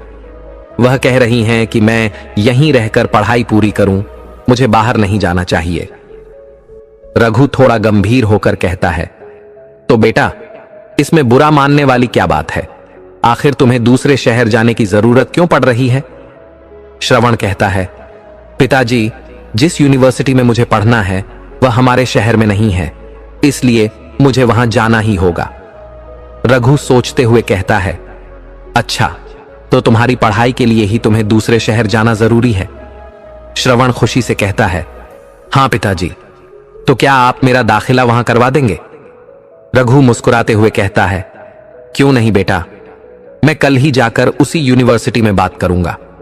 इतना कहते ही झट से श्रवण अपने पिता के गले लग जाता है और कहता है, आप मेरे सबसे अच्छे पिता हैं।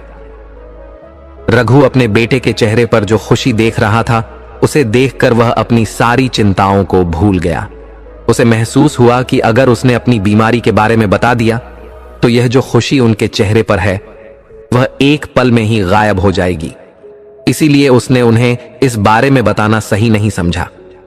अगले दिन जब रघु दूसरे शहर जाने के लिए निकलता है तो अपने बेटे और पत्नी से विदा लेता है। वह जल्दी ही वहां पहुंच जाता है और सीधे यूनिवर्सिटी के ऑफिस में जाता है।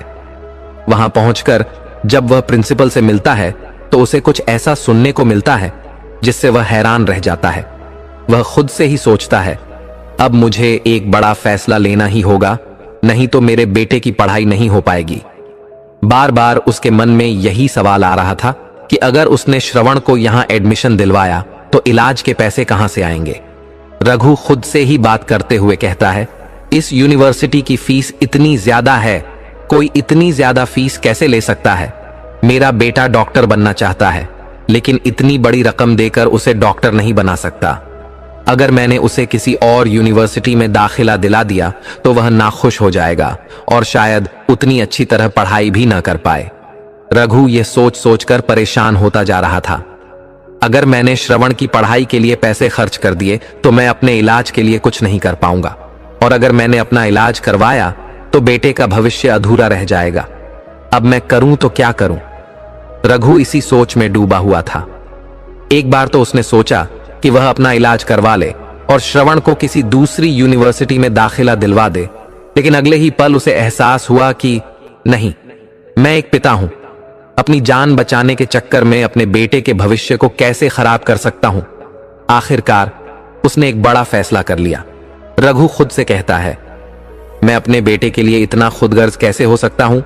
मेरी बीमारी अभी पहली स्टेज में है, इसका इलाज बाद में भी हो सकता है, लेकिन श्रवण की पढ़ाई अभी है, उसे टाला नहीं जा सकता।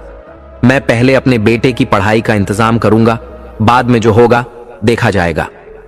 इतना सोचकर वह घर लौटने के लिए रेलवे स्टेशन की ओर बढ़ता है। स्टेशन पर पहुंचते ही उसके सामने एक अधेड़ उम्र का व्यक्ति आकर खड़ा हो जाता है। रघु उसे देखकर पूछता है, क्या चाहिए बाबा। वह आदमी कोई और नहीं बल्कि वही कुल्ली था जिससे आगे चलकर श्रवण भी मिलने वाला था। उसके हाथ पर रामू लिखा हुआ था और उसने कुल्ली की ड्रेस पहन रखी थी। रामू विनम्र स्वर में कहता है, बाबू मुझे कुछ नहीं चाहिए, मैं एक कुल्ली हूं और कुल्ली का काम बोझ उठाना ही होता है। लाइए आपका सामान उठा दूं और आपको ट्रेन तक छोड़ दूं। रघु मुस्कुराकर कहता है, बाबा आप ऐसा क्यों कह रहे हैं, आप ही तो हैं जो दूसरों की जिम्मेदारियों को अपने कंधों पर उठाते हैं। लेकिन बाकी लोग तो अपनी जिम्मेदारियों से भागते रहते हैं और उन्हें दूसरों के सिर पर डाल देते हैं। फिर वह हल्की हंसी के साथ कहता है, और जहां तक मेरे सामान की बात है तो मैं खुद ही उठा लूंगा बाबा, मैं आपको इस उम्र में तकलीफ नहीं देना चाहता। रामू काका हंसते हुए कहते हैं, बाबू आप बातें तो बहुत अच्छी करते हैं और साथ ही आपका दिल भी बड़ा नेक है। रघु मुस्कुराते हुए कहता है, ऐसा कुछ नहीं है बाबा, विचार सभी के पास होते हैं, लेकिन विचारों में कितनी शुद्धता है यही किसी इंसान को नेक बनाती है। रामू थोड़े परेशान होते हुए कहता है, लेकिन बाबू अगर मैंने आपका सामान नहीं उठाया तो मेरी आज की मजदूरी पूरी नहीं होगी। रघु ये सुनकर अपने जेब से पैसे निकालता है और 500 का नोट रामू काका को देते हुए कहता है, यह लीजिए बाबा, ये पैसे रख लीजिए और आज आराम कर लीजिए। रामू तुरंत सिर हिलाते हुए कहता है, नहीं बाबू, ये पैसे नहीं रख सकता, मैं अपने हक की कमाई ही लेता हूं, बिना मेहनत के पैसा नहीं ले सकता। रघु बार बार रामू को पैसे देने की कोशिश करता है, लेकिन रामू उसकी एक नहीं मानता। आखिर में थक कर रघु कहता है, ठीक है बाबा, एक काम कीजिए, ये छोटा वाला बैग उठा लीजिए। रामू कहता है, ठीक है बाबू, उठाता हूं। इतना कहकर रामू रघु के पास रखा बैग उठाकर अपने कंधे पर डाल लेता है और उसके साथ आगे बढ़ने लगता है। कुछ ही देर में रामू ट्रेन के अंदर जाकर रघु के बैग को खिड़की वाली सीट के पास रख देता है।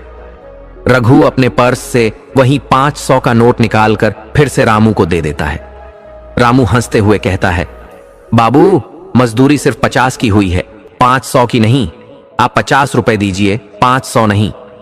रघु बड़ी चालाकी से कहता है, देखिए बाबा, मैंने आपकी बात मानकर आपको सामान उठाने दिया, तो अब आपको भी मेरी एक बात माननी पड़ेगी, आपको यह पूरे पैसे लेने ही होंगे। रामू फिर से सिर हिलाकर मना करते हुए कहता है, ना बाबू, यह नहीं रख सकता।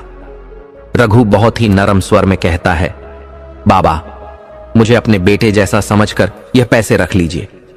रघु की मासूमियत और उसके शब्दों को सुनकर रामू इतना तो समझ ही गया था कि रघु अपनी बात से पीछे हटने वाला नहीं है। अंत में रामू रघु की बात मानते हुए कहता है, ठीक है बाबू, आप इतना कह रहे हैं तो रख लेता हूं। रघु मुस्कुराते हुए कहता है, यही हुई ना बात बाबा। इतना कहते ही रामू ट्रेन से नीचे उतर जाता है और रघु को आशीर्वाद भरी नजरों से देखते हुए कहता है, सफर में अपना ध्यान रखना बाबू। रघु हाथ जोड़ते हुए कहता है, बस आपका आशीर्वाद चाहिए बाबा, मेरा सफर अच्छी तरह से कटेगा। जैसे ही ट्रेन आगे बढ़ने लगती है, रामू दूर खड़ा होकर रघु को देखता रहता है। करीब 2 घंटे के सफर के बाद रघु अपने शहर पहुंच जाता है। घर की ओर बढ़ते ही उसके माथे पर चिंता की लकीरें लौट आती हैं। वह बार बार वही बातें सोच रहा था जो उसने यूनिवर्सिटी में सुनी थीं। रघु सोच में डूबा था कि तभी श्रवण और शांति उसके पास आते हैं। शांति चिंतित स्वर में पूछती है, क्या बात है जी, आप कुछ परेशान लग रहे हैं? श्रवण उत्सुकता से कहता है, पापा मेरा एडमिशन करवाया है या नहीं?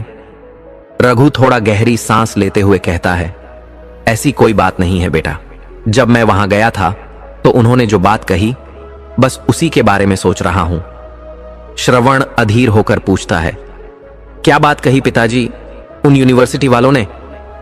रघु ने बिना समय गंवाए वह सारी बातें बता दी जो यूनिवर्सिटी के प्रिंसिपल ने कही थीं।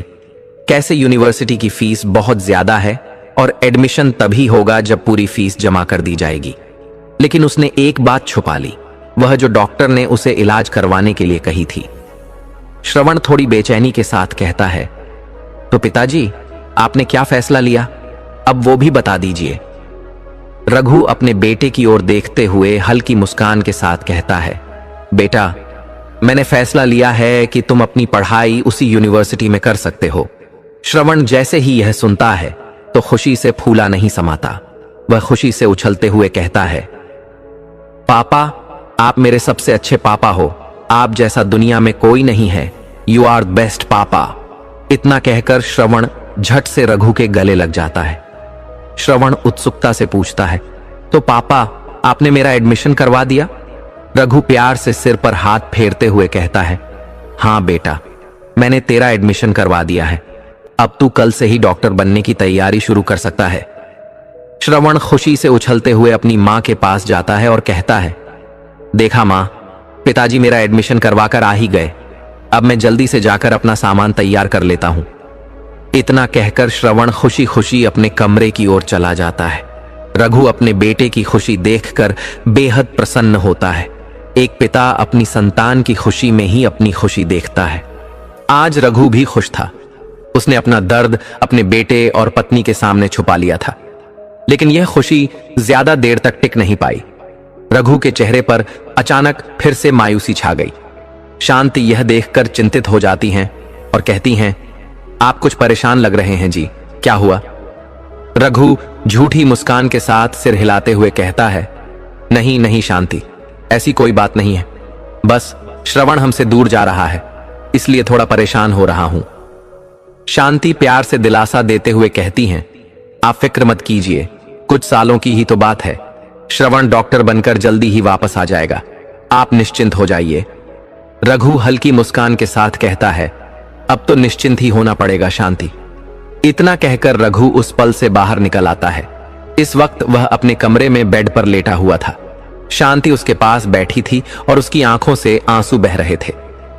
शांति सारी बात सुनकर भावुक हो जाती है और कहती हैं, तो यह बात थी, आपने मुझे पहले क्यों नहीं बताया? रघु हल्की मुस्कान के साथ कहता है, शांति, मैं तुम्हें यह बात बताकर और ज्यादा दुखी नहीं करना चाहता था। मैं जानता था कि अगर मैंने अपनी बीमारी के बारे में तुम दोनों को जरा भी बताया होता तो घर की जो खुशी थी वह एक पल में खत्म हो जाती, और मैं ऐसा कभी नहीं चाहता था। शांति रोते हुए कहती है, अजी, आपको अपना इलाज करवा लेना चाहिए था। आपने इलाज न करवाकर बहुत बड़ी गलती कर दी। रघु धीमे स्वर में जवाब देता है, इलाज करवाता कैसे शांति? मैंने जो अपने इलाज के लिए पैसे इकट्ठे किए थे वे सब मैंने श्रवण की यूनिवर्सिटी की फीस में लगा दिए थे। रघु एक लंबी सांस लेते हुए कहता है, श्रवण के डॉक्टर बनने के सपने को पूरा करने के लिए मैंने अपना इलाज करवाना सही नहीं समझा। अपने इलाज के लिए जो पैसे जमा किए थे उसी से उसका दाखिला करवाया और बचे हुए पैसों को उसके रहने के खर्च में लगा दिया। रघु अपनी बात जारी रखते हुए कहता है, शांति, उस वक्त डॉक्टर ने कहा था कि यह कैंसर की पहली स्टेज है और इलाज जरूरी है, नहीं तो आगे जान को खतरा बढ़ सकता है। लेकिन मैंने अपनी जान की परवाह के बिना श्रवण के सपने को साकार करने के लिए अपना पैसा खर्च कर दिया। शांति जब यह सुनती है तो वह और ज्यादा रोने लगती है। वह रोती भी क्यों ना, उसने एक पिता का इतना प्रेम देखा था जो अपनी औलाद के लिए अपनी जान तक न्योछावर कर सकता है।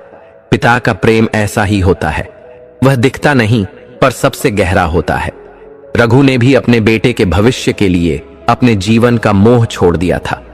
अक्सर पिता होते ही ऐसे हैं, वे अपने बच्चों को सफल बनाने के लिए अपने सपनों की आहुति दे देते हैं और उन्हीं के सपनों में अपनी खुशी खोजते हैं। आज शायद रघु ने भी अपनी जिंदगी देकर श्रवण की जिंदगी बना दी थी।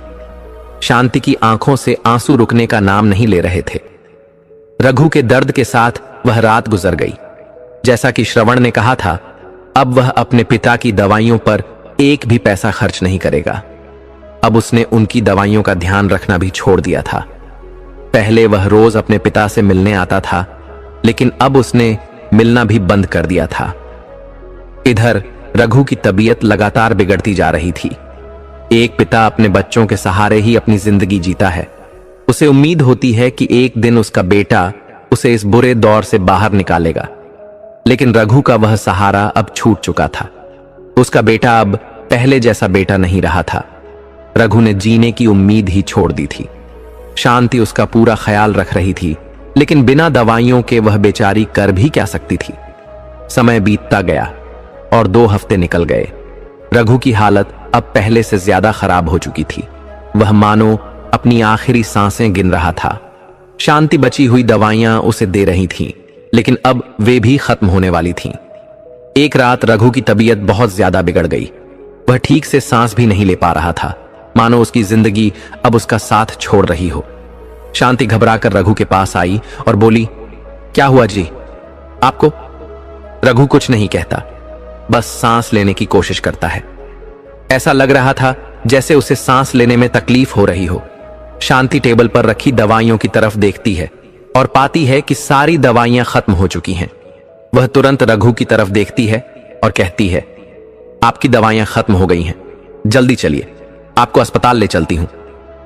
रघु दर्द भरी आवाज में कहता है, नहीं शांति, रहने दो, अब मैं तुम लोगों पर और बोझ नहीं बन सकता। मुझे लगता है कि मेरा आखिरी समय आ गया है। शांति रोते हुए कहती है, आप ऐसा क्यों बोल रहे हैं जी? आपको कुछ नहीं होगा, आप ठीक हो जाएंगे। रघु कराहते हुए कहता है, शांति, मुझसे एक वादा करो। शांति रोते हुए पूछती है, कैसा वादा जी? किस वादे की बात कर रहे हैं आप? रघु धीरे से कहता है, यही कि मेरे जाने के बाद तुम सबका ख्याल रखोगी। शांति हिचकिचाते हुए कहती है, आप ये कैसी बातें कर रहे हैं जी? चलिए मेरे साथ अस्पताल, कोई देर नहीं हुई है। रघु कमजोर आवाज में कहता है, शांति, अब देर हो चुकी है, अब तुम मुझसे वादा करो कि मेरे जाने के बाद तुम सबका ख्याल रखोगी। शांति रोते हुए कुछ नहीं कह पाती, बस रघु को देखती रहती है। रघु के चेहरे पर अब एक अजीब सी शांति थी। शांति कांपते हाथों से रघु का हाथ पकड़ती है और कहती है, मैं वादा करती हूं जी, मैं सबका ख्याल रखूंगी। जैसे ही शांति यह वादा करती है, रघु की सांसें धीमी होने लगती हैं। कुछ पल बाद उसकी सांसें पूरी तरह थम जाती हैं। उसका शरीर ठंडा पड़ने लगता है। जो आंसू उसकी आंखों से बहने वाले थे, वे उसकी आंखों में ही थम गए। शांति जब रघु को शांत देखती है तो वह उसे हिलाने लगती है। रघु जी, उठिए, कुछ बोलिए। लेकिन रघु कोई जवाब नहीं देता। रघु ने अपना दम तोड़ दिया था। अब शांति को यह एहसास हुआ कि रघु उसे अकेला छोड़कर जा चुका है। वह बिलख बिलख कर रोने लगती है और चिल्लाकर कहती है, नहीं, यह नहीं हो सकता। समय बीतता गया, 5 साल गुजर गए। अब शांति बूढ़ी हो चुकी थी। उसे ठीक से चलने फिरने में भी परेशानी होती थी। उसकी आंखों पर बड़े बड़े लेंस वाले चश्मे थे, जिससे साफ पता चलता था कि उसकी नजरें भी कमजोर हो चुकी थीं। शांति इस वक्त रघु की तस्वीर को अपने हाथों में थामे बैठी थी। वह तस्वीर को देखकर अपने और रघु के साथ बिताए हुए पलों को याद कर रही थी। उसकी आंखों में आंसू थे, लेकिन उनमें एक अजीब सी शांति भी थी, जो शायद उसे रघु के प्यार से मिली थी। वह उन यादों में डूबी थी कि तभी नीलू, जो श्रवण की पत्नी थी, गुस्से में उसके पास आई और कठोर स्वर में बोली, ओ बुढ़िया, तुझे जो काम बोला था वह किया कि नहीं? नीलू के लहजे से साफ लग रहा था कि अब वह अपनी सास की इज्जत करना भूल चुकी थी। जब रघु जिंदा था तब तक वह शांति से अच्छे से पेश आती थी, लेकिन अब उसकी सारी शर्म उतर चुकी थी। वह गुस्से में तमतमाते हुए कहने लगी, लगता है शरीर के साथ साथ तेरी याददाश्त भी कमजोर हो गई है। चल खड़ी हो, जाकर बर्तन साफ कर। शांति नरम स्वर में कहती है, अभी जाती हूं बहू, अभी साफ कर देती हूं। नीलू भुनभुनाते हुए कहती है, जाती नहीं हूं, अभी जा। नीलू का रवैया अब पूरी तरह बदल चुका था। वह अपनी सास को बिल्कुल भी पसंद नहीं करती थी। बात बात पर उसे ताने मारती और कभी कभी तो अपशब्द भी कहने लग जाती। साथ ही वह धीरे धीरे श्रवण के मन में भी अपनी मां के प्रति नफरत भरती जा रही थी। जब श्रवण शाम को घर लौटता तो नीलू उसे उसकी मां की 100 से भी ज्यादा गलतियां गिना देती। छोटी छोटी बातों को बढ़ा चढ़ाकर पेश करती, जिससे श्रवण भी गुस्से में आकर अपनी मां से झगड़ा कर लेता। जो श्रवण अपनी मां से पहले बहुत प्रेम करता था, अब उसके दिल में जगह जगह नफरत घर कर गई थी। आखिरकार नीलू अब शांति को घर से बाहर निकालने का मन बना चुकी थी। एक दिन उसने श्रवण से कह दिया, आप अपनी मां को वृद्धाश्रम छोड़ आइए। श्रवण यह सुनकर हैरान रह गया और कहने लगा, नीलू, ये तुम क्या कह रही हो? तुम्हारा दिमाग तो खराब नहीं हो गया? नीलू पलटकर बोली, मेरा दिमाग बिल्कुल सही है। आपकी मां इस घर में सिर्फ परेशानियां बढ़ा रही हैं, इसीलिए कह रही हूं, उन्हें वृद्धाश्रम छोड़कर आइए। श्रवण गुस्से में बोला, नीलू, मैं अपनी मां को इस उम्र में वृद्धाश्रम कैसे छोड़ सकता हूं? तुम जानती भी हो कि पड़ोसी क्या कहेंगे। वे यही कहेंगे कि बेटा बड़ा होकर मां को वृद्धाश्रम में छोड़ आया। नीलू व्यंग्य से हंसते हुए कहती है, आप उनकी फिक्र मत कीजिए। लोग पूछेंगे तो कह देंगे कि मां खुद अपनी मर्जी से गई है। हमने तो उन्हें रोकने की बहुत कोशिश की, लेकिन वह नहीं मानी। श्रवण नीलू की बातों से सहमत तो नहीं था, लेकिन वह धीरे धीरे उसके प्रभाव में आ गया था। उसका मन इस बात को स्वीकार करने को तैयार नहीं था, लेकिन फिर भी वह नीलू के सामने कुछ बोल नहीं पाया। वह बस धीरे से कहता है, पर नीलू। इससे पहले कि वह अपनी बात पूरी करता, नीलू बीच में ही बोल पड़ी, परवर कुछ नहीं श्रवण, अब इस घर में या तो मैं रहूंगी या आपकी मां, यही मेरा आखिरी फैसला है। श्रवण दुविधा में पड़ गया। वह बहुत सोचने लगा कि आखिर करे तो क्या करे। काफी देर सोचने के बाद वह गहरी सांस लेते हुए कहता है, ठीक है नीलू, अगर तुम्हारी यही मर्जी है तो मैं कल ही मां को वृद्धाश्रम छोड़ आऊंगा। अगले दिन श्रवण पूरी तरह अपना इरादा पक्का कर लेता है।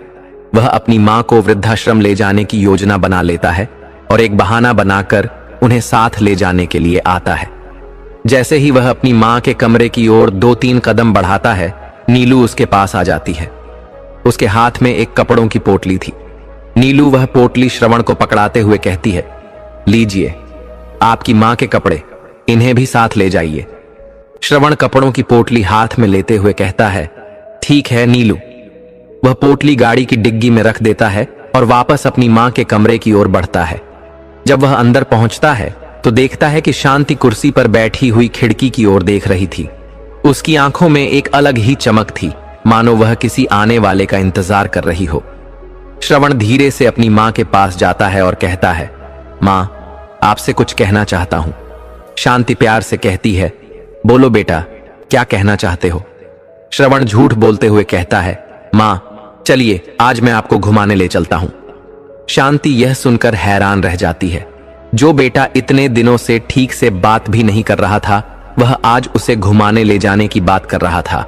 पहले उसे रघु ही घुमाने ले जाया करता था, लेकिन अब वही श्रवण उसे घुमाने की बात कर रहा था।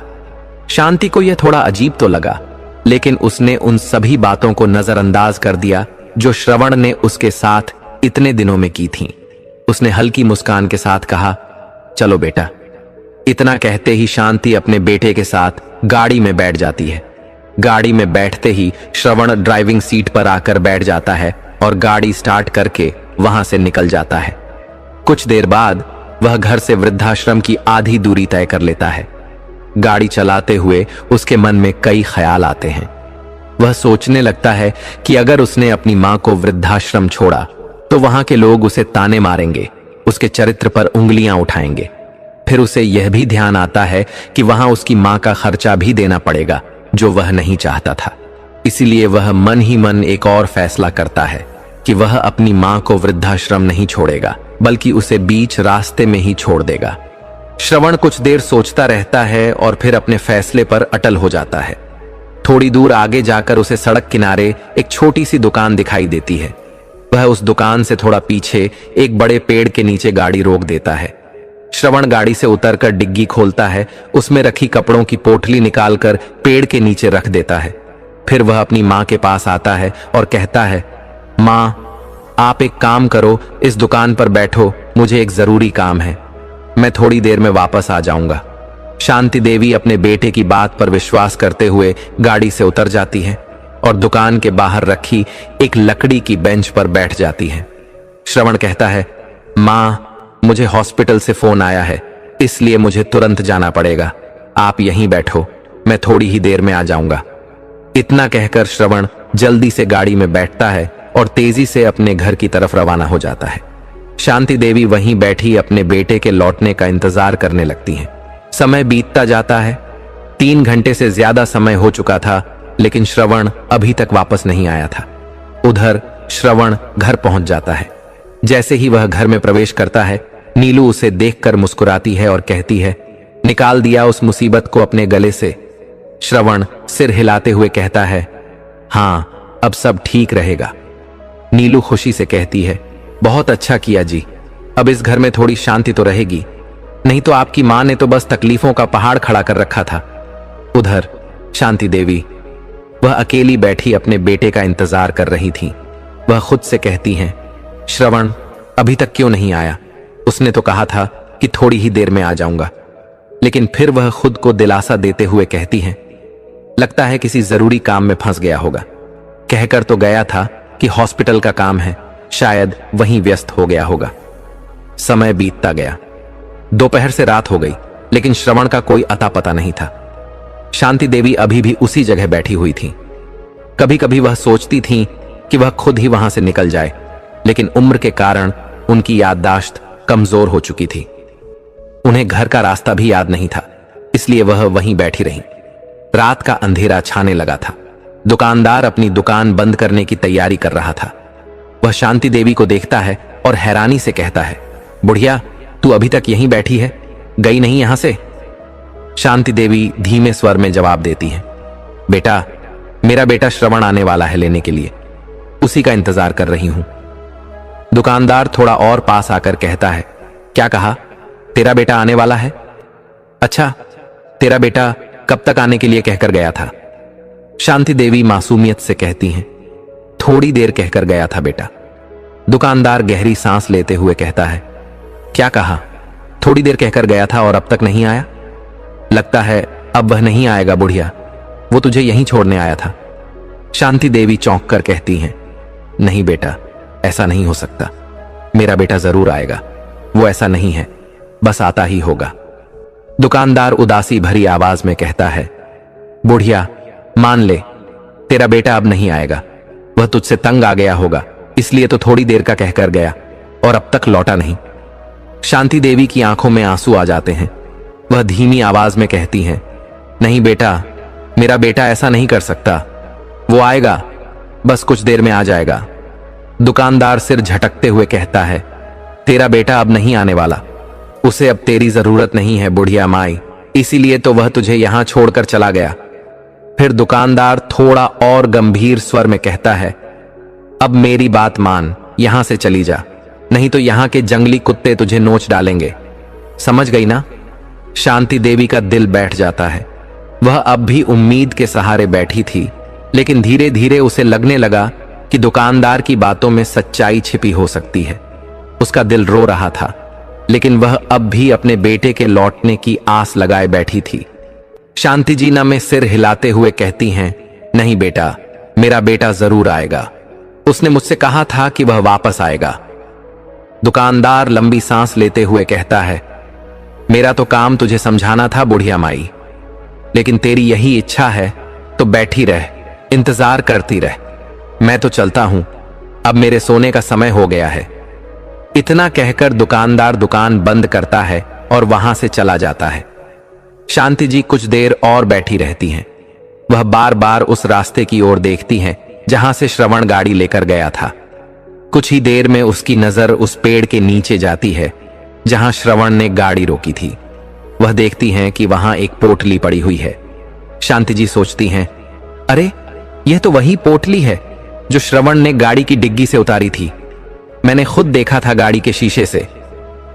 शांति जी धीरे धीरे चलते हुए उस पोटली के पास पहुंचती हैं।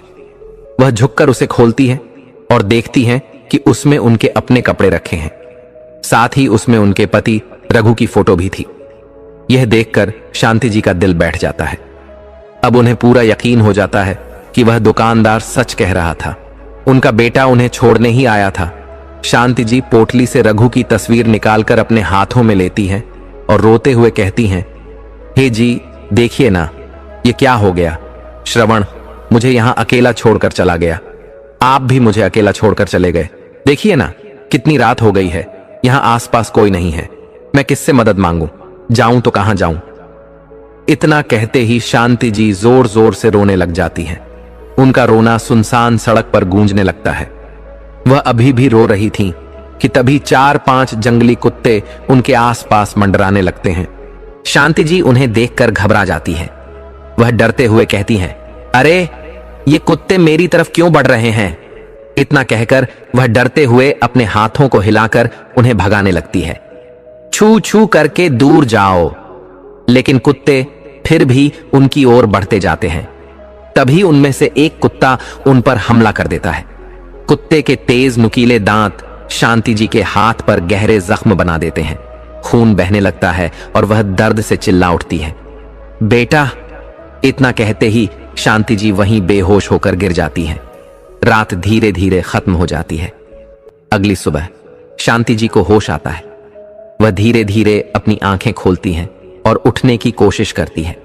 उनका शरीर बहुत कमजोर हो चुका था। उनके हाथ से खून निकलना बंद हो चुका था, लेकिन वहां खून का थक्का जम चुका था।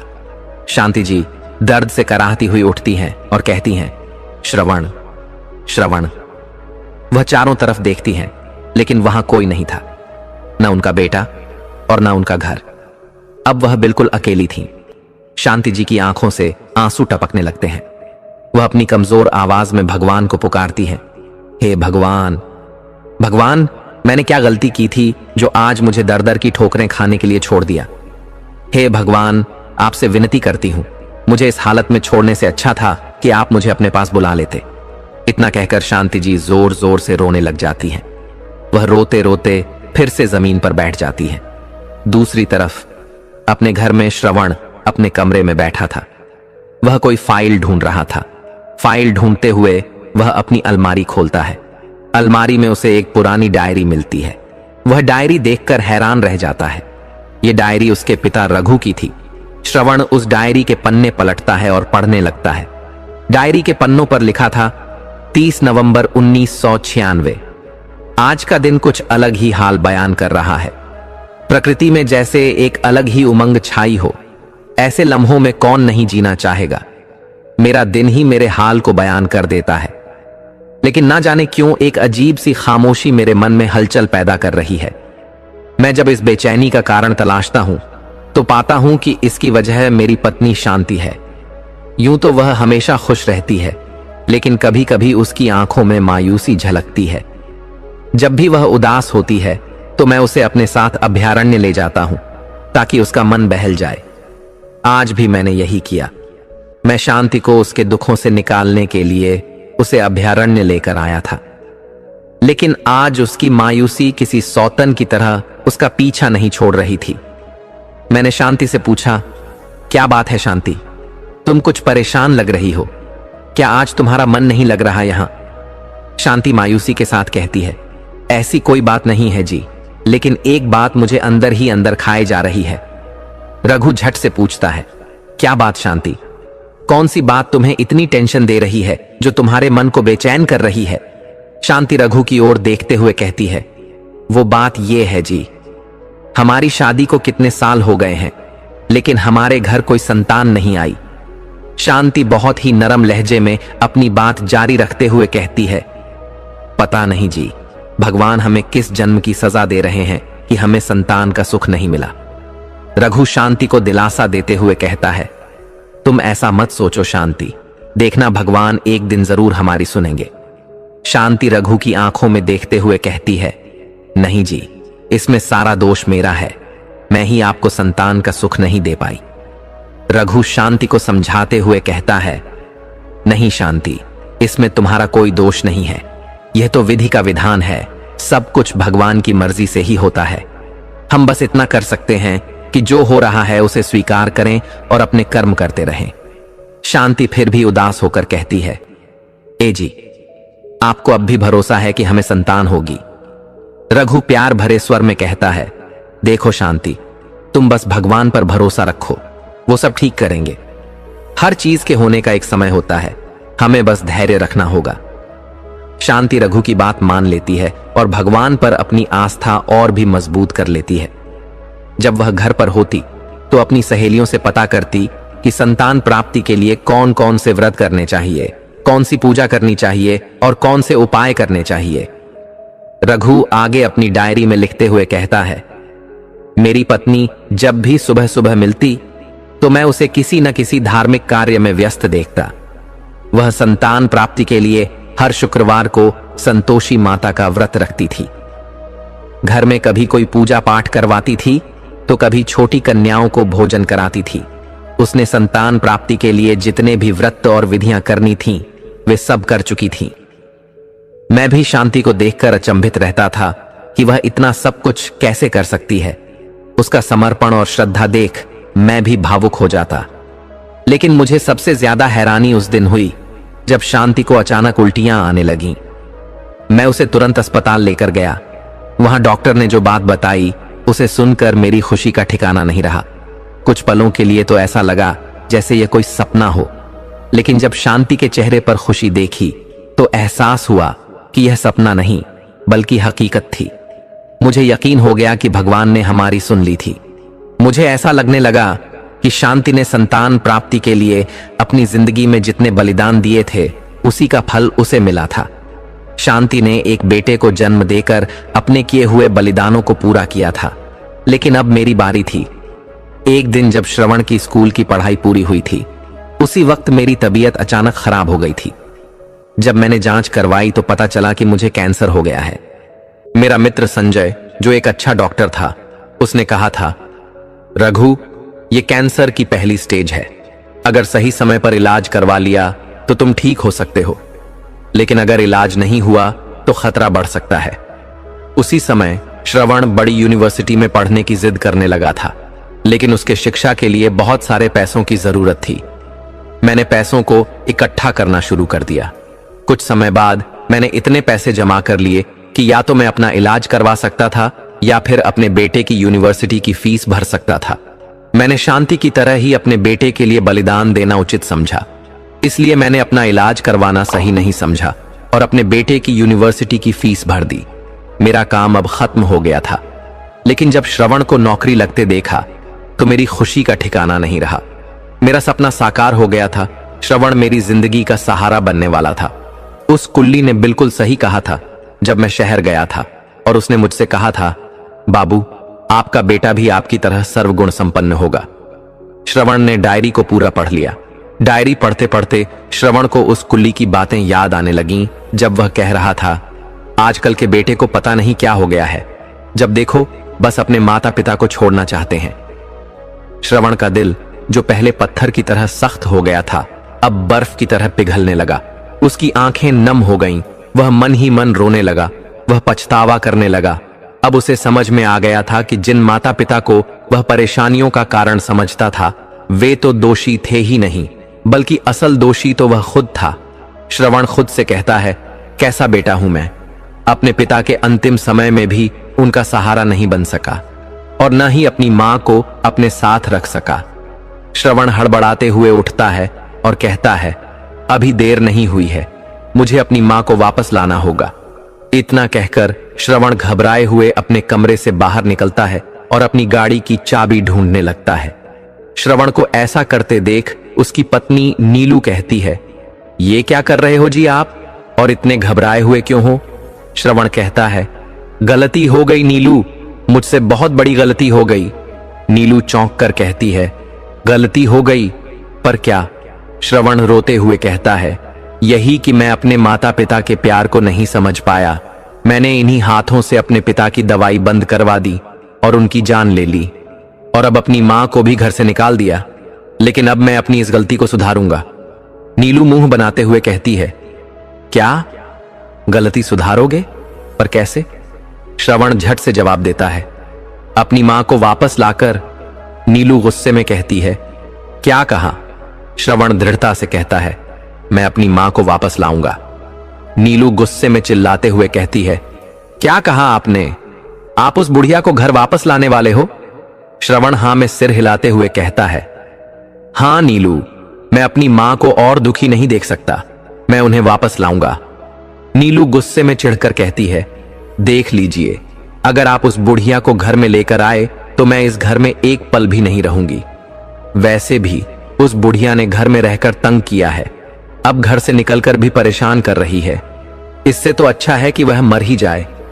जैसे ही श्रवण नीलू के मुंह से यह बात सुनता है, उसका गुस्से से खून खौल उठता है। गुस्से में उसका चेहरा लाल हो जाता है। वह आवेश में आकर नीलू को एक जोरदार तमाचा जड़ देता है। श्रवण गुस्से में दहाड़ते हुए कहता है, तुम्हारी यह हिम्मत कैसे हुई मेरी मां के बारे में ऐसा कहने की? तुम क्या घर से जाओगी? मैं खुद तुम्हें बाहर निकाल दूंगा। इतना कहते ही श्रवण नीलू का हाथ पकड़ता है और उसे घर से बाहर खींचने लगता है। नीलू रोते हुए गिड़गिड़ाती है, मुझे माफ कर दीजिए, मुझसे बहुत बड़ी गलती हो गई, मुझे ऐसा नहीं करना चाहिए था। श्रवण गुस्से में कहता है, मैंने सोचा था कि तुम मेरी मां की इज्जत करोगी, मेरे जीवन में हमेशा मेरा साथ दोगी, लेकिन तुम्हारे दिल में तो मेरी मां के लिए सिर्फ नफरत थी। मैं अब इसे और बर्दाश्त नहीं कर सकता, अभी के अभी मेरे घर से निकलो। नीलू रोते हुए जमीन पर बैठ जाती है और हाथ जोड़कर माफी मांगने लगती है। देखिए जी, आप मेरे साथ ऐसा मत कीजिए, मैं आपकी पत्नी हूं, कृपया मुझे माफ कर दीजिए। श्रवण गुस्से से लाल होते हुए कहता है, नीलू, तुमने पत्नी होने का फर्ज अब खो दिया है। अब तुम वो औरत हो जिसे किसी की कदर करना नहीं आता। नीलू रोते हुए कहती है, प्लीज मुझे माफ कर दीजिए, मैं अब कभी माँ जी को कुछ नहीं कहूंगी, उनका हर वक्त ख्याल रखूंगी, हमेशा उनकी सेवा करूंगी, बस मुझे माफ कर दो। जब श्रवण नीलू की करुण पुकार सुनता है तो वह रुक जाता है। वह नीलू को देखता रहता है। नीलू रोते हुए कहती है, मैं अब कभी आपकी मां को आपसे दूर नहीं करूंगी, हमेशा उनकी सेवा करूंगी। श्रवण नीलू की बात सुनकर नरम पड़ जाता है। वह नरम लहजे में कहता है, ठीक है नीलू, तुम्हें एक मौका देता हूं, लेकिन याद रखना, अब से मेरी मां सिर्फ मेरी नहीं बल्कि तुम्हारी भी मां है, उनका सम्मान हमेशा करना। अब मैं जा रहा हूं अपनी मां को लाने। इतना कहते ही श्रवण अपनी गाड़ी की चाबी उठाता है और गाड़ी लेकर वहां से निकल जाता है। वह गाड़ी को तेज रफ्तार से चला रहा था। ऐसा लग रहा था कि आज वह अपनी मां से मिले बिना नहीं रुकेगा। उसकी आंखों से लगातार आंसू टपक रहे थे। वह अपने पिता की डायरी के उन पलों को बार बार याद कर रहा था। श्रवण खुद से कहता है, मुझे माफ कर दीजिए पिताजी, मैं आप दोनों को समझ ही नहीं पाया। इतना कहते ही श्रवण गाड़ी चलाते हुए एक सिग्नल के पास रुक जाता है। वह देखता है कि आगे ट्रैफिक बहुत ज्यादा है। श्रवण गाड़ी को साइड में खड़ी करता है और पैदल दौड़ने लगता है। वह भागता जा रहा था। उसे थकान महसूस हो रही थी, लेकिन वह रुकने का नाम नहीं ले रहा था। लेता भी कैसे? आखिरकार इंसान तभी भागता है जब उसका सब कुछ छिनने वाला होता है। वह भागते भागते एक चौराहे पर पहुंचता है। तभी एक एम्बुलेंस उससे टकरा जाती है। श्रवण गिरकर सड़क पर लुढ़क जाता है, लेकिन उसे जैसे कोई फर्क ही नहीं पड़ा। वह फिर से खड़ा हुआ और दौड़ने लगा। वह दुकान पर पहुंचता है जहां उसने अपनी मां को छोड़ा था, लेकिन वहां उसकी मां नहीं थी। श्रवण घबराकर दुकानदार के पास जाता है और जल्दी जल्दी कहता है, भैया, तुमने यहां एक बूढ़ी औरत को देखा था क्या? दुकानदार याद करते हुए कहता है, कहीं तू उस बुढ़िया की तो बात नहीं कर रहा जिसे उसका बेटा यहां छोड़कर गया था? वो कह रही थी कि उसका बेटा आएगा, लेकिन वह अभी तक नहीं आया। श्रवण शर्म से सिर झुका लेता है। वह धीरे से कहता है, हां भैया, वही। दुकानदार हैरानी से कहता है, अरे भाई, वह 3 दिनों से इसी पेड़ के नीचे बैठी थी। चल फिरना तो दूर, उसने तो वहां से खड़ा होना भी सही नहीं समझा, और आज लगता है शायद वह मर गई होगी, इसलिए एक एम्बुलेंस आई और उसे यहां से लेकर चली गई। श्रवण घबराते हुए कहता है, क्या वह एम्बुलेंस अभी थोड़ी देर पहले ही निकली है? दुकानदार सिर हिलाते हुए कहता है, हां भैया, अभी थोड़ी देर पहले ही निकली है। श्रवण के दिल की धड़कन तेज हो जाती है। वह खुद से बुदबुदाता है, अरे वह एम्बुलेंस तो मेरे ही अस्पताल की थी, इसका मतलब मां को मेरे ही हॉस्पिटल में ले जाया गया होगा। मुझे जल्दी से जल्दी वहां पहुंचना होगा। इतना कहते ही श्रवण घबराहट में दुकानदार से कुछ कहे बिना ही वहां से भाग निकलता है। वह तुरंत एक रिक्शा पकड़ता है और जल्दी चलाने के लिए कहता है। रिक्शा जैसे ही तेज गति में आगे बढ़ता है, उसके मन में बेचैनी और बढ़ जाती है। दूसरी तरफ शांति जी की हालत बेहद गंभीर थी। ऐसा लग रहा था कि उनका जीवन अब ईश्वर के ही हाथ में है। उन्हें तुरंत इमरजेंसी वार्ड में ले जाया गया। श्रवण भी एम्बुलेंस के पीछे पीछे हॉस्पिटल पहुंचा। उसके हाथ, पैर और माथे पर चोट के गहरे निशान थे, जिनसे खून बह रहा था, लेकिन उसे अपनी तकलीफ की कोई परवाह नहीं थी। वह भागते हुए अंदर की ओर दौड़ता है। जैसे ही एक नर्स उसे घायल हालत में देखती है, वह घबराकर कहती है, सर, आपको ये चोट कैसे लगी? रुकिए, मैं आपकी पट्टी कर देती हूं। श्रवण सिर हिलाते हुए कहता है, नहीं, मुझे कुछ नहीं हुआ, पहले मेरी मां को बचाओ। वह इमरजेंसी रूम की तरफ भागता है, जहां उसकी मां अपनी जिंदगी की आखिरी सांसें गिन रही थी।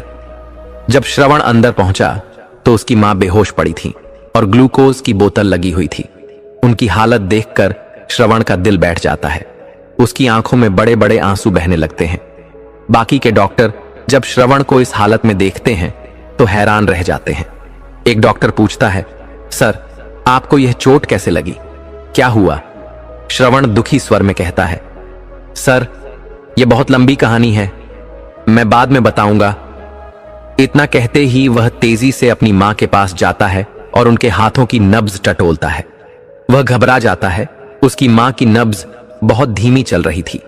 श्रवण हड़बड़ाहट में कहता है, डॉक्टर, जल्दी इलाज शुरू करो, मेरी मां को कुछ नहीं होना चाहिए। डॉक्टर आश्चर्य से पूछता है, सर, आप इतने परेशान क्यों हो रहे हैं? ये आपकी कौन लगती है? श्रवण की आंखों से आंसू गिरते हैं। वह दर्द भरी आवाज में कहता है, यह मेरी मां है डॉक्टर, मेरी मां। डॉक्टर यह सुनकर हैरान रह जाता है। वह भावुक होकर पूछता है, यह आपकी मां है, लेकिन यह इस हालत में कैसे पहुंची? श्रवण की आंखों में पछतावे का समंदर उमड़ आता है। वह रोते हुए कहता है, यह सब मेरी गलती है डॉक्टर, मेरी ही गलती की वजह से मेरी मां की आज यह हालत हुई है। डॉक्टर पूछता है, आपकी वजह से? आपने ऐसा क्या कर दिया सर? श्रवण अपने गिरे हुए सिर और कांपते हाथों के साथ धीरे धीरे अपनी पूरी कहानी डॉक्टर को बता देता है।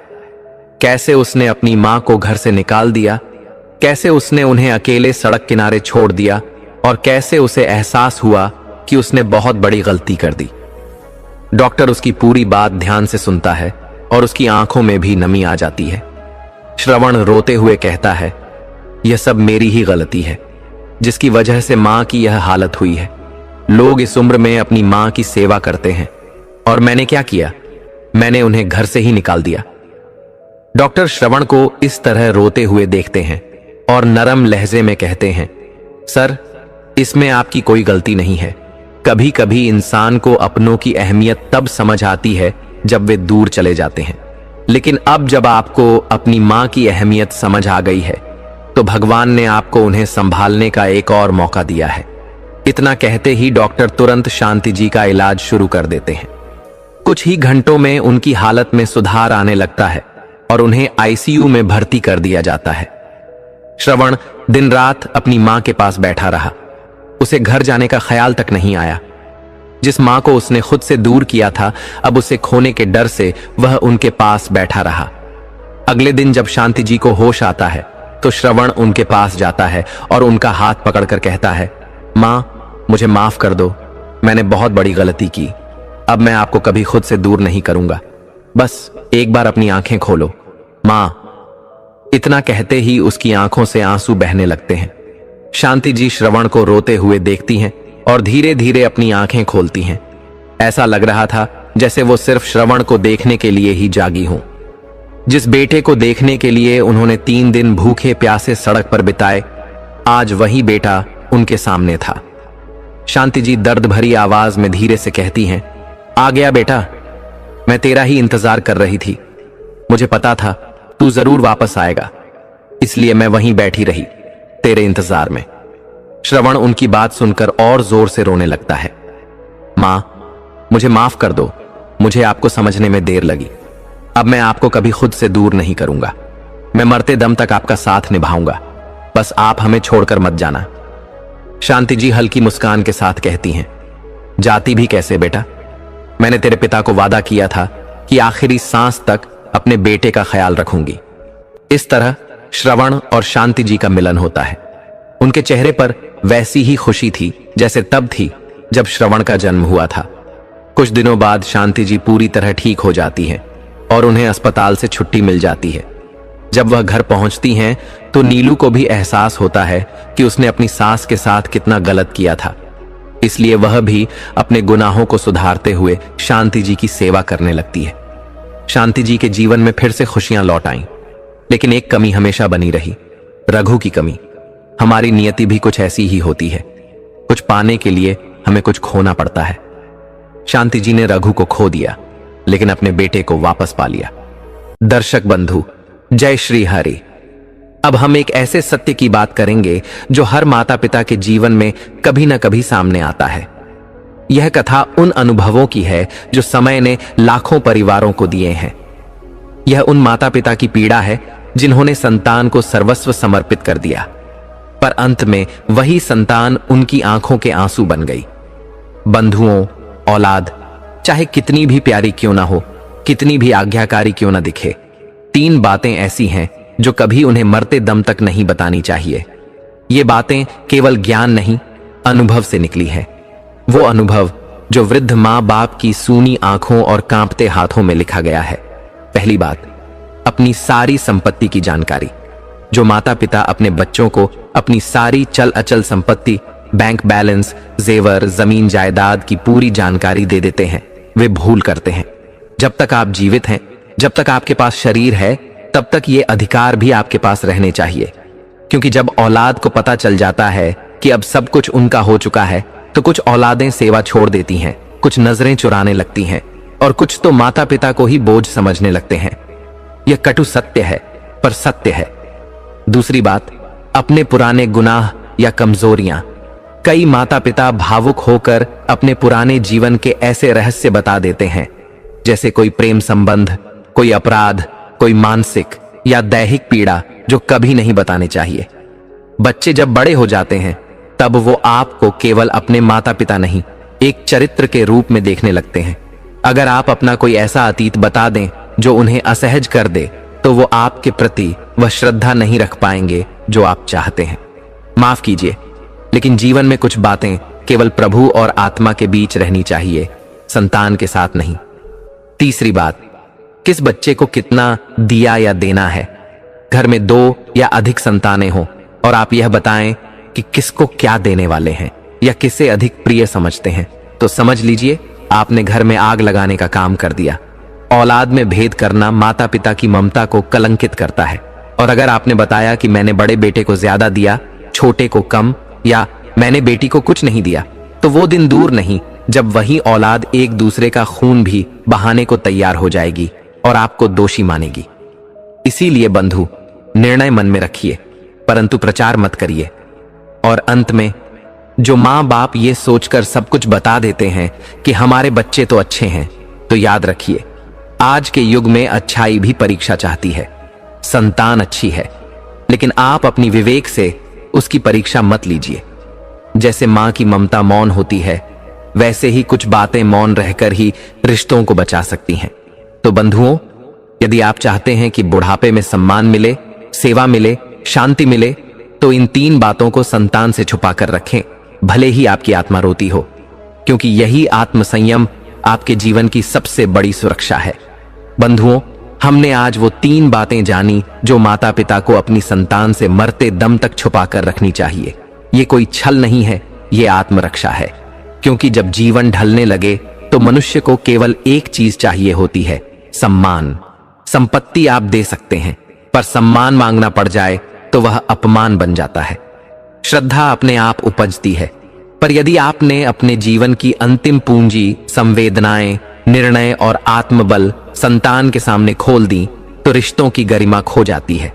हे दर्शकगण, आपके पास जो अनुभव है वही आपका धन है, और उसे बांटने से पहले सोचिए, सुनने वाला उसका क्या अर्थ निकालेगा। इसलिए चुप रहना हमेशा कायरता नहीं होती, कभी कभी वही सबसे बड़ा धर्म होता है। मौन वह शक्ति है जो संबंधों को टूटने से बचाती है। यदि यह संदेश आपके हृदय को छू गया हो, न तो इसे उन माता पिता तक जरूर पहुंचाइए जो भावनाओं में बहकर सब कुछ बता देने की भूल करने वाले हैं। शायद यह एक वीडियो किसी एक घर में बुढ़ापे की शांति लौटा दे। बंधुओं, आपके साथ जुड़ना हमारे लिए सौभाग्य है। यदि आप भी जीवन की गहराई, धर्म की सच्चाई और अनुभव की शक्ति को समझना चाहते हैं, तो हमारे चैनल को जरूर सब्सक्राइब करें और घंटी का बटन दबाएं, ताकि अगली बार जब कोई जीवन बदलने वाली कथा आए, वो तो सबसे पहले आपके हृदय तक पहुंचे। हर हर महादेव। फिर मिलेंगे एक नए सत्य, एक नई सीख के साथ।